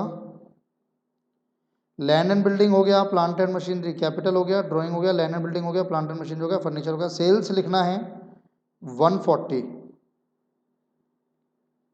बाय, अभी तो अंदर ही लिखता हूँ, अगर रिटर्न नहीं हुआ तो बाहर लिख दूंगा।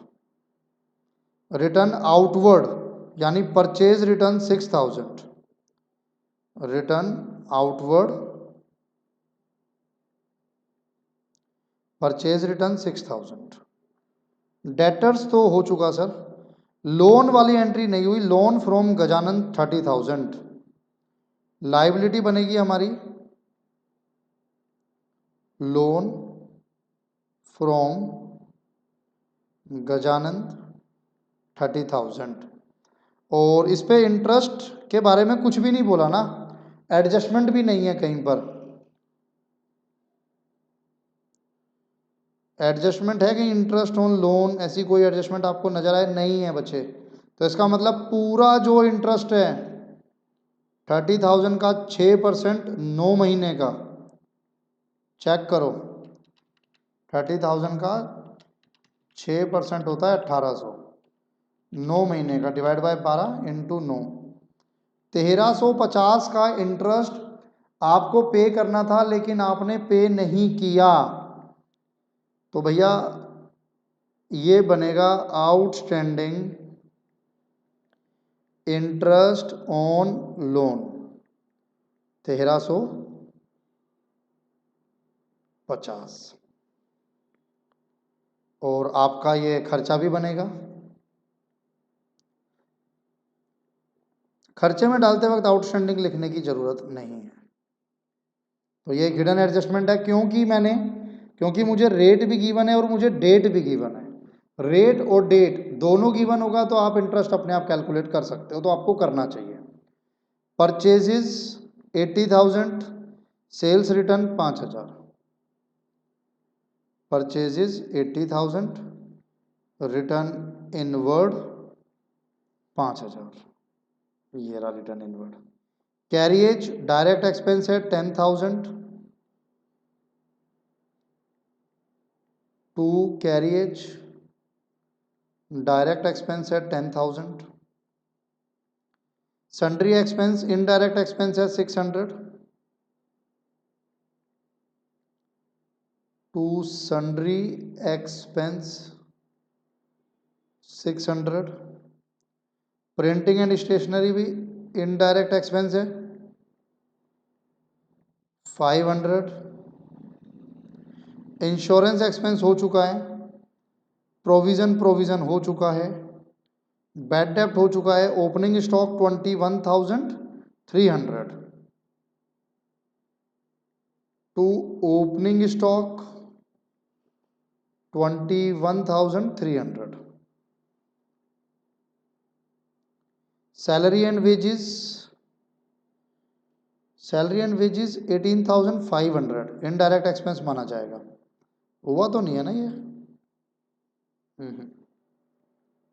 To salaries and wages 18,500। Creditor 12,000, creditor 12,000। Trade expenses 800, इनडायरेक्ट है ट्रेड एक्सपेंस भी। ट्रेड एक्सपेंस एक तरीके से ना आपके सेल एक्सपेंस होते हैं। ट्रेड एक्सपेंस को ऐसा मत मान लेना कि सर ट्रेड है तो ट्रेडिंग से कोई लेना देना नहीं।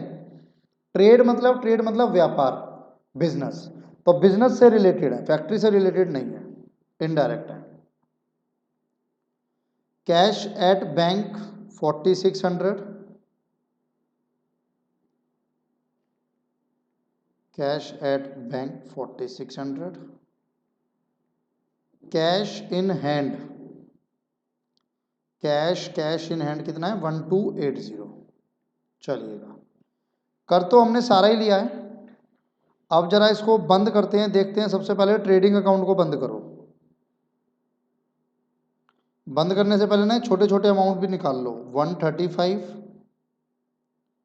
और इधर अगर मैं माइनस करूँ तो 80 में से 2 ही माइनस होगा, क्योंकि रिटर्न आउटवर्ड माइनस हो रहा है और ओमिशन प्लस हो रहा है, तो ये दोनों तो आपस में कट गए। 78। देखते हैं ग्रॉस प्रॉफिट कितना आता है।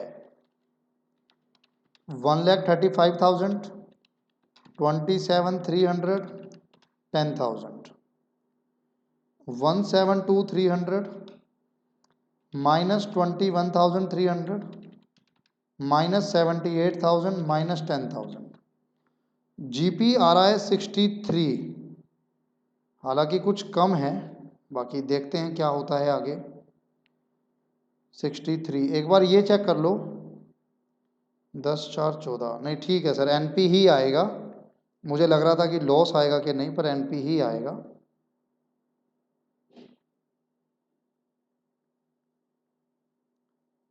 तो क्रेडिट साइड का टोटल करते हैं। 63 प्लस 6,100 प्लस 38, 6,9,138 में से माइनस करो 800, उल्टा चल रहा हूँ मैं, पीएनएल की डेबिट साइड माइनस कर रहा हूँ। 18,500 minus 500 minus 600, then 1,350, 800, 250, 4,000, 1,800, 800 and at last 10,000। 29,738 जो कि जाके आपकी कैपिटल में ऐड हो जाएगा। 29,738 प्लस करो 1 लाख माइनस करो 14,000। 12 प्लस 2 करके डायरेक्ट 14 मैंने माइनस किया, तो 1,15,738। 12 और ये 6 प्लस हो रहे हैं तो 18।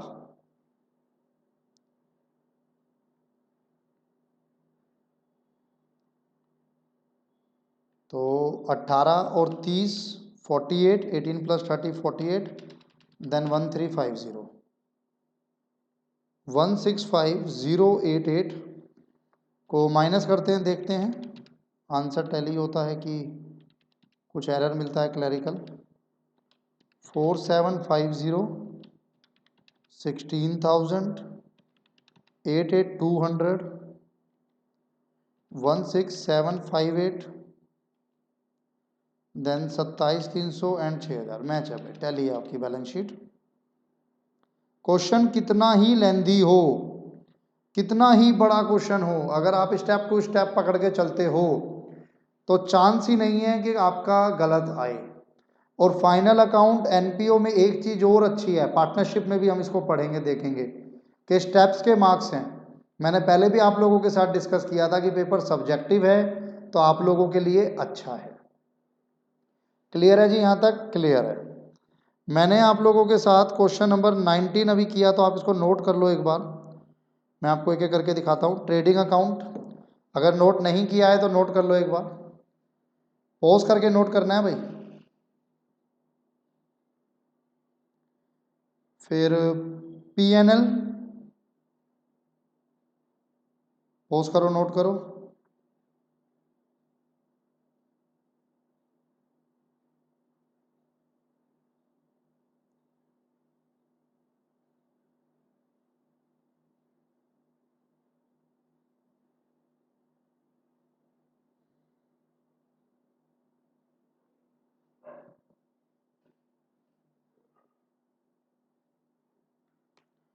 अब मैं आगे बढ़ता हूं आप लोगों के साथ। क्वेश्चन नंबर 19 के बाद मैं आप लोगों के साथ क्वेश्चन नंबर 20 आप देखोगे। क्वेश्चन नंबर 20 एक छोटा क्वेश्चन है। परचेजेस गिवन है, वेजेस गिवन है, carriage inward, carriage outward, sales, closing stock, और रेट ऑफ जीपी है ऑन कॉस्ट इज 20%। अब अगर 20% का मतलब हो गया 1/5, अगर कॉस्ट का है तो सेल का कितना हो जाएगा 1/6 ऑन सेल। आपको मेमोरेंडम ट्रेडिंग अकाउंट बनाना है इसमें, तो मैं आपको जीपी बता दूं सीधा सीधा। 1/6 ऑन सेल, सेल कितनी है 54, 54 का 1/6, 6 9 जा 54, तो 9000 तो जीपी आ गया। अब ओपनिंग स्टॉक ही आपको इसमें निकालना है। तो अगर आप डेबिट साइड में लिखोगे तो क्या क्या लिखोगे, परचेजेस, वेजेस, ये इग्नोर होगा। क्यों इग्नोर होगा, सोचो जल्दी बताओ। सर कैरियज आउटवर्ड आपका डायरेक्ट एक्सपेंस थोड़ी है, कैरियज आउटवर्ड तो आपका इनडायरेक्ट एक्सपेंस है, जो कि कहाँ जाएगा, वो पीएनएल में जाएगा। पीएनएल की थोड़ी ज़रूरत है मुझे यहाँ पे, मुझे तो यहाँ पे ओपनिंग स्टॉक निकालना है, और वो ओपनिंग स्टॉक मेरा किससे निकल जाएगा, मेमोरेंडम ट्रेडिंग अकाउंट से निकल जाएगा इजीली। तो इसीलिए ये मेरा इग्नोर होगा, बाकी सब ठीक है, बाकियों में दिक्कत नहीं है। Ascertain the value of closing stock, अब की बार आपको ओपनिंग स्टॉक दे दिया, परचेजेस दे दी, इसमें से इसको माइनस करके 1,02,000 ही यूज, 1,00,000 ही यूज करना। 1,02,000 माइनस 2,000, 1,00,000 ही यूज करना। फ्रेट, अगर कुछ भी नहीं लिखा हुआ तो फ्रेट इनवर्ड माना जाता है, डायरेक्ट एक्सपेंस माना जाएगा। ठीक है जी, ठीक है जी। तो ये आपका चैप्टर था, मोटा मोटा मैंने आपको कराया। अब अपने कस्टम के अकॉर्डिंग, अपनी प्रथा के अकॉर्डिंग, अच्छा इसमें ना एक पॉइंट और है, सुनो सुनो सुनो, इसमें थोड़ा सा मैंने थ्योरी पार्ट भी डाला हुआ है, जो मुझे अच्छा लगा, वो मैं आपके साथ डिस्कस कर लेता हूं एक बार। Users of financial statement, financial statement के कुछ यूजर्स होते हैं, जो लोग इंटरेस्टेड होती हैं हमारी फाइनेंशियल स्टेटमेंट में। इनको दो पार्ट्स में डिवाइड किया जाता है, आपने पहले भी पढ़ा हुआ है, अगर आप नॉन कॉमर्स हो तो एक अलग बात है। नॉन कॉमर्स वालों को मैं एक बार दोबारा हिंट दे देता हूं, हमने फाइनेंशियल स्टेटमेंट्स बनाई थी sir, trading, PNL, balance sheet, ये फाइनेंशियल स्टेटमेंट्स हैं, या हम लोग इसको फाइनेंशियल्स बोल देते हैं, बट वैसे होता है financial statements. In financial statements में कुछ लोग ऐसे होते हैं जो इंटरेस्टेड होते हैं, इंटरेस्टेड होते हैं मतलब they want to know our profit capabilities, they want to know our liquid positions, liquid positions मतलब कितनी जल्दी हम अपने एसेट्स को कन्वर्ट कर सकते हैं कैश में, हमारी सॉल्वेंसी पोजीशन क्या है, यानी हम कितनी जल्दी अपने कर्जे को, अपनी लायबिलिटी को उतार सकते हैं। तो इसलिए वो लोग इंटरेस्टेड होते हैं हमारे फाइनेंशियल्स में। अब ये कौन लोग हैं, इंटरनली तीन है, ओनर, ओनर क्यों है सर, ओनर तो होगा ही ना, उसी ने तो कंट्रीब्यूट किया है पैसा, सबसे ज़्यादा रिस्क ही उसका है ओनर। मैनेजमेंट क्यों होता है, क्योंकि मैनेजमेंट को ना सर डिसीजन लेने होते हैं, और वो डिसीजन लेता है वो इसी के बेस पे, आपको पता है accounting is known as language of business. Business में क्या चल रहा है, कैसा चल रहा है, अच्छा चल रहा है, बुरा चल रहा है, प्रॉफिट हो रहा है, लॉस हो रहा है, क्या एसेट्स हैं, क्या लाइबिलिटीज हैं, ये सब आपको कौन बताता है, अकाउंटिंग। आपको बिजनेस के बारे में कुछ भी जानना है तो आप किससे पूछोगे, अकाउंटिंग। इसीलिए कहते हैं accounting is the language of business. तो इसी अकाउंटिंग के बेसिस पे मैनेजमेंट को डिसीजन लेने होते हैं। एम्प्लॉयज, भाई काम करो ना वर्कर्स, आपको क्या इंटरेस्ट है हमारी फाइनेंशियल्स में, सर वो अपना बोनस चेक करना चाहते हैं ईयर एंड, जो कि प्रॉफिट से लिंक है। ऑर्गेनाइजेशन ने बोला था प्रॉफिट का 20% बोनस बांटा जाएगा, तो एम्प्लॉय भी तो जानना चाहते हैं प्रॉफिट कितना हुआ, और उसका 20% हमें डिस्ट्रीब्यूट हुआ भी या नहीं। एक्सटर्नल यूजर्स होते हैं वो लोग, जैसे बैंक एंड फाइनेंशियल इंस्टीट्यूशन, जिन्होंने हमसे लोन, जिन्होंने हमको लोन दिया है, तो क्या हम उनका पैसा चुका पाएंगे, या हम भी माल्या हो जाएंगे, भाग जाएंगे। क्रेडिटर, जिनसे हमने उधार पे पैसा लिया है। रिसर्च, इसमें और भी जोड़ना है तो गवर्नमेंट को जोड़ सकते हो। कैपिटल एक्सपेंडिचर और रेवेन्यू एक्सपेंडिचर का एक फ़र्क है जो यहाँ पे आता है फाइनेंशियल्स में, ये मैंने आपके साथ शायद पहले भी डिस्कस किया था। जब आप कोई करंट एसेट परचेज करते हो, जब भी आप कोई करंट एसेट परचेज करते हो, करंट एसेट से मेरा मतलब है शॉर्ट टर्म एसेट्स, जैसे गुड्स परचेज कर लिए, या अगर मैं मान लो इंस्टीट्यूट की बात करूं, कोचिंग की बात करूं, तो अगर मैंने मार्कर परचेज करा है, इंक परचेज किया है, तो ये सब मेरे करंट एसेट्स हैं, तो वो खर्चे रेवेन्यू एक्सपेंडिचर है। लेकिन अगर आपने एक्विजिशन किया है किसी फिक्स्ड एसेट का, it is incurred for acquisition of fixed asset for use in business, तो वो capital expenditure. Capacity, capital expenditure करोगे तो आपकी प्रॉफिट की इंक्रीज होने के चांसेस है, earning capacity. Earning capacity incur होती है, it is incur for earning profit, ये आपका रेगुलर प्रॉफिट आपको कमा के देता है। Period, it's benefit extended to more than 1 year. अगर मैं कोई फिक्स्ड एसेट परचेज करता हूँ, जैसे आपका land, building, air condition, furniture, laptop, ये क्या है मेरे फिक्स्ड एसेट, इनको परचेज करता हूँ तो इनकी जो एडवांटेज है वो मुझे 1 साल से ज़्यादा के लिए मिलेगा, लेकिन इसका 1 साल के लिए मिलता है।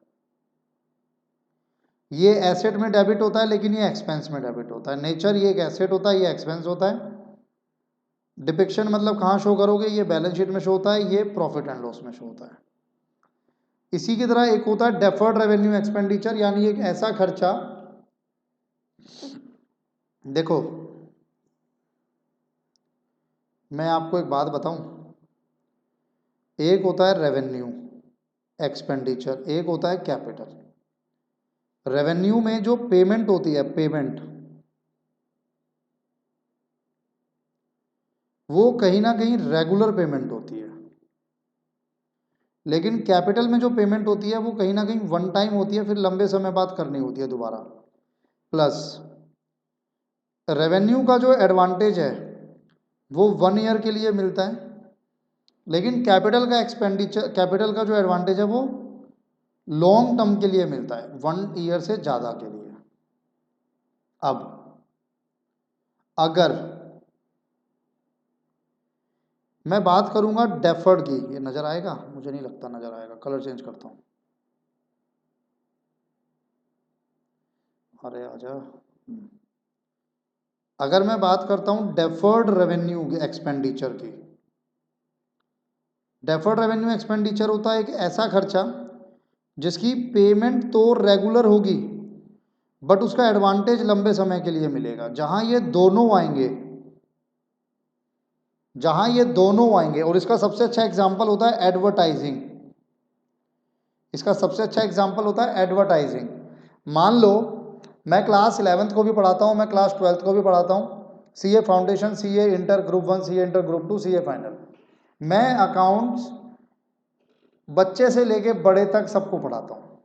क्लास मेरे सीए फाउंडेशन का एक पैम्पलेट डिस्ट्रीब्यूट कराया, जब सीए फाउंडेशन का मैं एक पैम्पलेट डिस्ट्रीब्यूट कराया तो किसी के पेरेंट थे जिनका बच्चा अभी 11th में था, उन्होंने वो पैम्पलेट उठाकर रख लिया कि जब मेरा बच्चा 12th पास कर जाएगा तो मैं इन सर से बात करूंगी या बात करूंगा।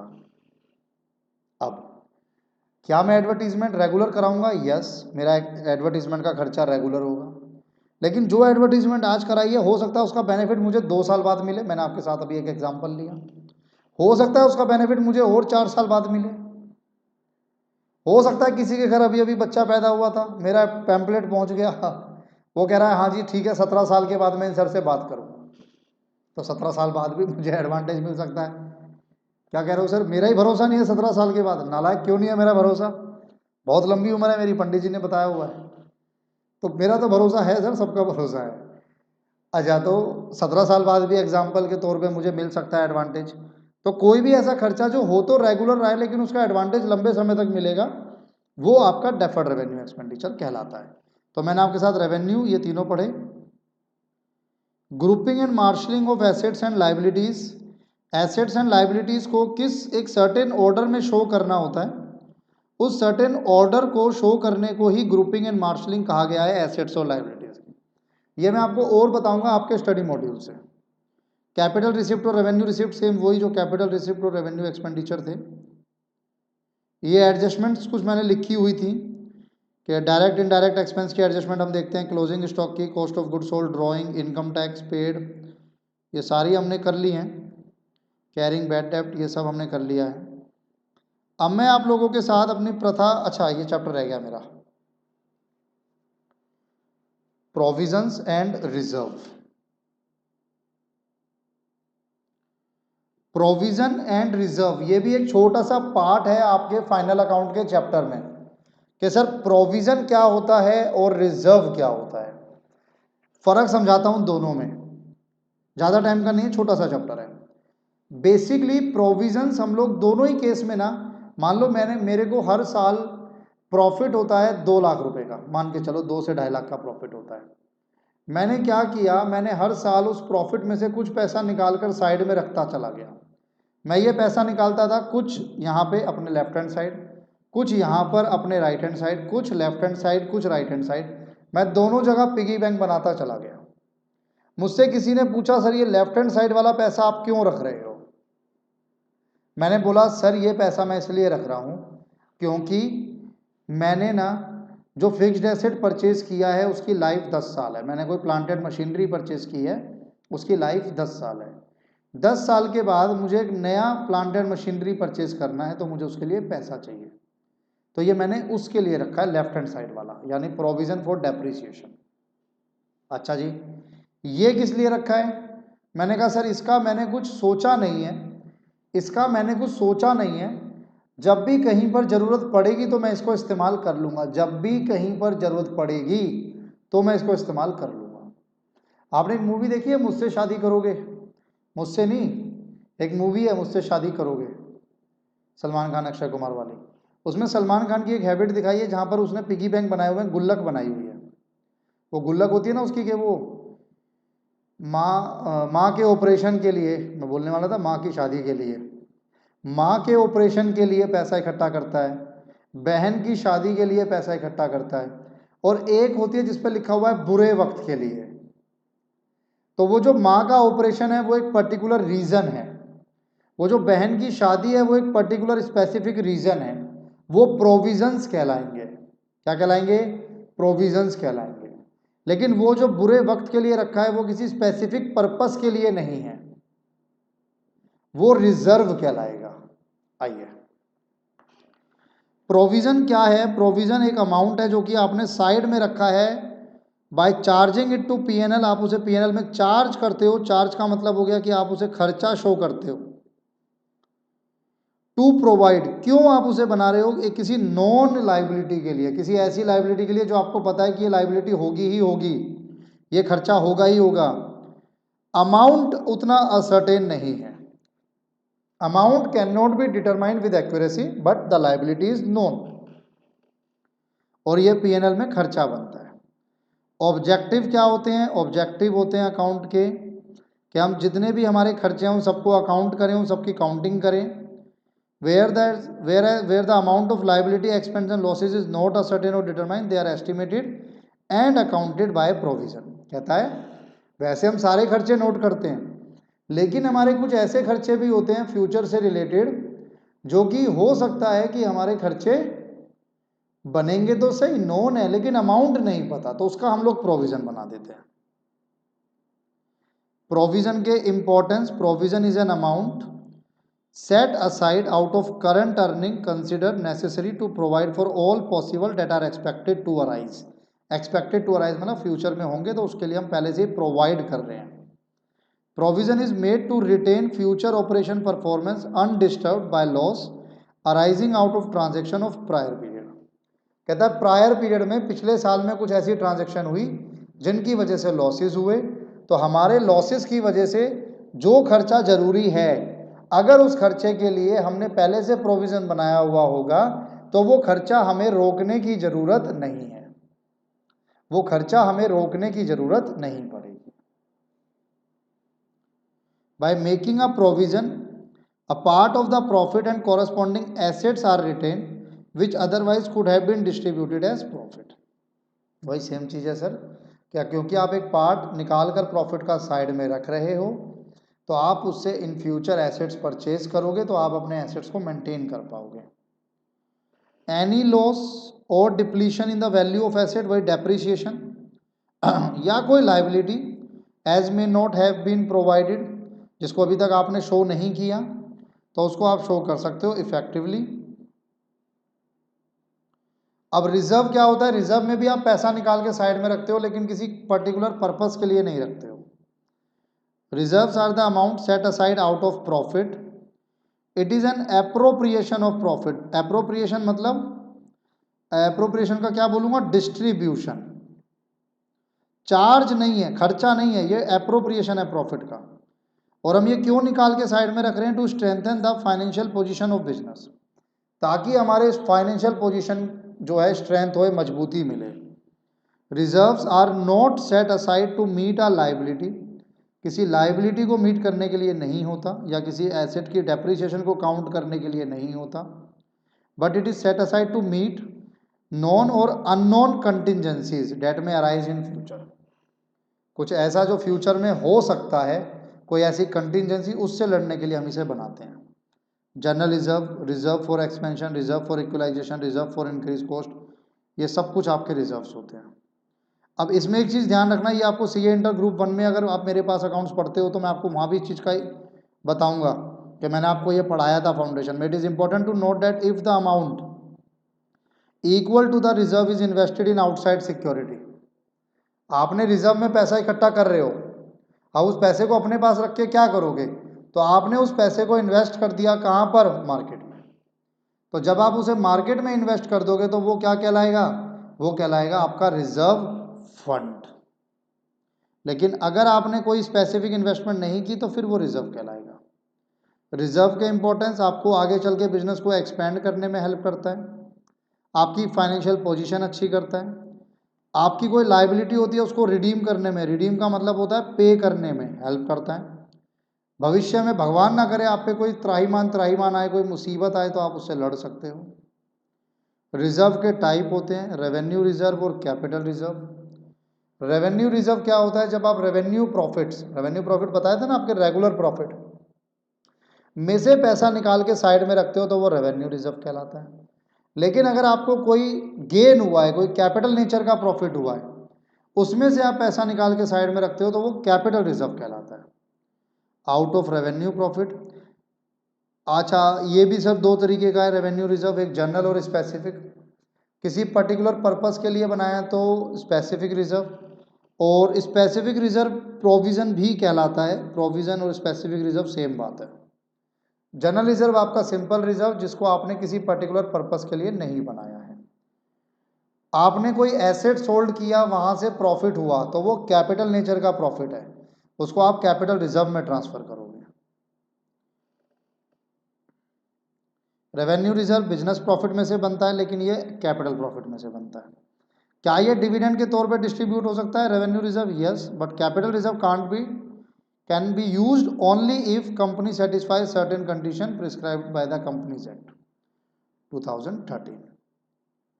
तो ये क्या है, ये लॉ में पढ़ना आगे चल के, इसकी टेंशन नहीं है। पर्पस क्या है, स्ट्रेंथ करता है हमारी फाइनेंशियल पोजीशन को। यहाँ पर हमारी meeting capital losses used for purpose specified by companies act. Again an important part, reserve और पर्पस क्या है, रिजर्व और प्रोविजन में क्या फ़र्क है। रिजर्व प्रॉफिट का एप्रोप्रिएशन है, लेकिन प्रोविजन जो है वो प्रॉफिट ऑन चार्ज, प्रॉफिट पे चार्ज है यानी खर्चा है।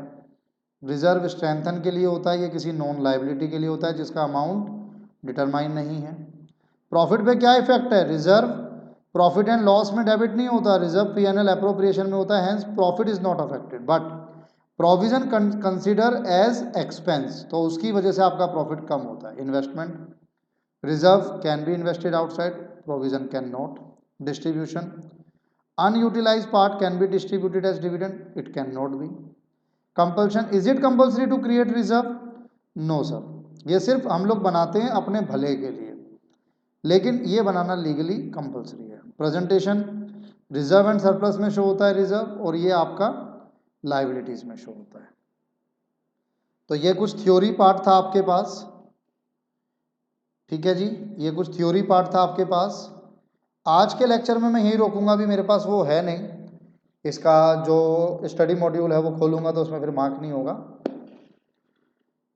मैटर ऑफ फैक्ट इज के अब मैं इस क्लास को यहीं रोकता हूँ। अपने नेक्स्ट लेक्चर में मैं सबसे पहले आपको फाइनल अकाउंट का वो स्टडी मॉड्यूल पढ़ाऊंगा। अगर आप पहले पढ़ लोगे और अच्छा है, आपको और अच्छे से समझ आ जाएगा। उसके बाद हम लोग नेक्स्ट चैप्टर स्टार्ट करेंगे जो कि फाइनल अकाउंट का ही सेकंड पार्ट है।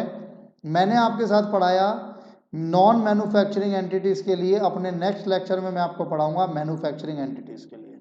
इतना बड़ा नहीं है, छोटा सा है। तो मिलते हैं बच्चे नेक्स्ट लेक्चर में, तब तक के लिए थैंक यू, बाय बाय।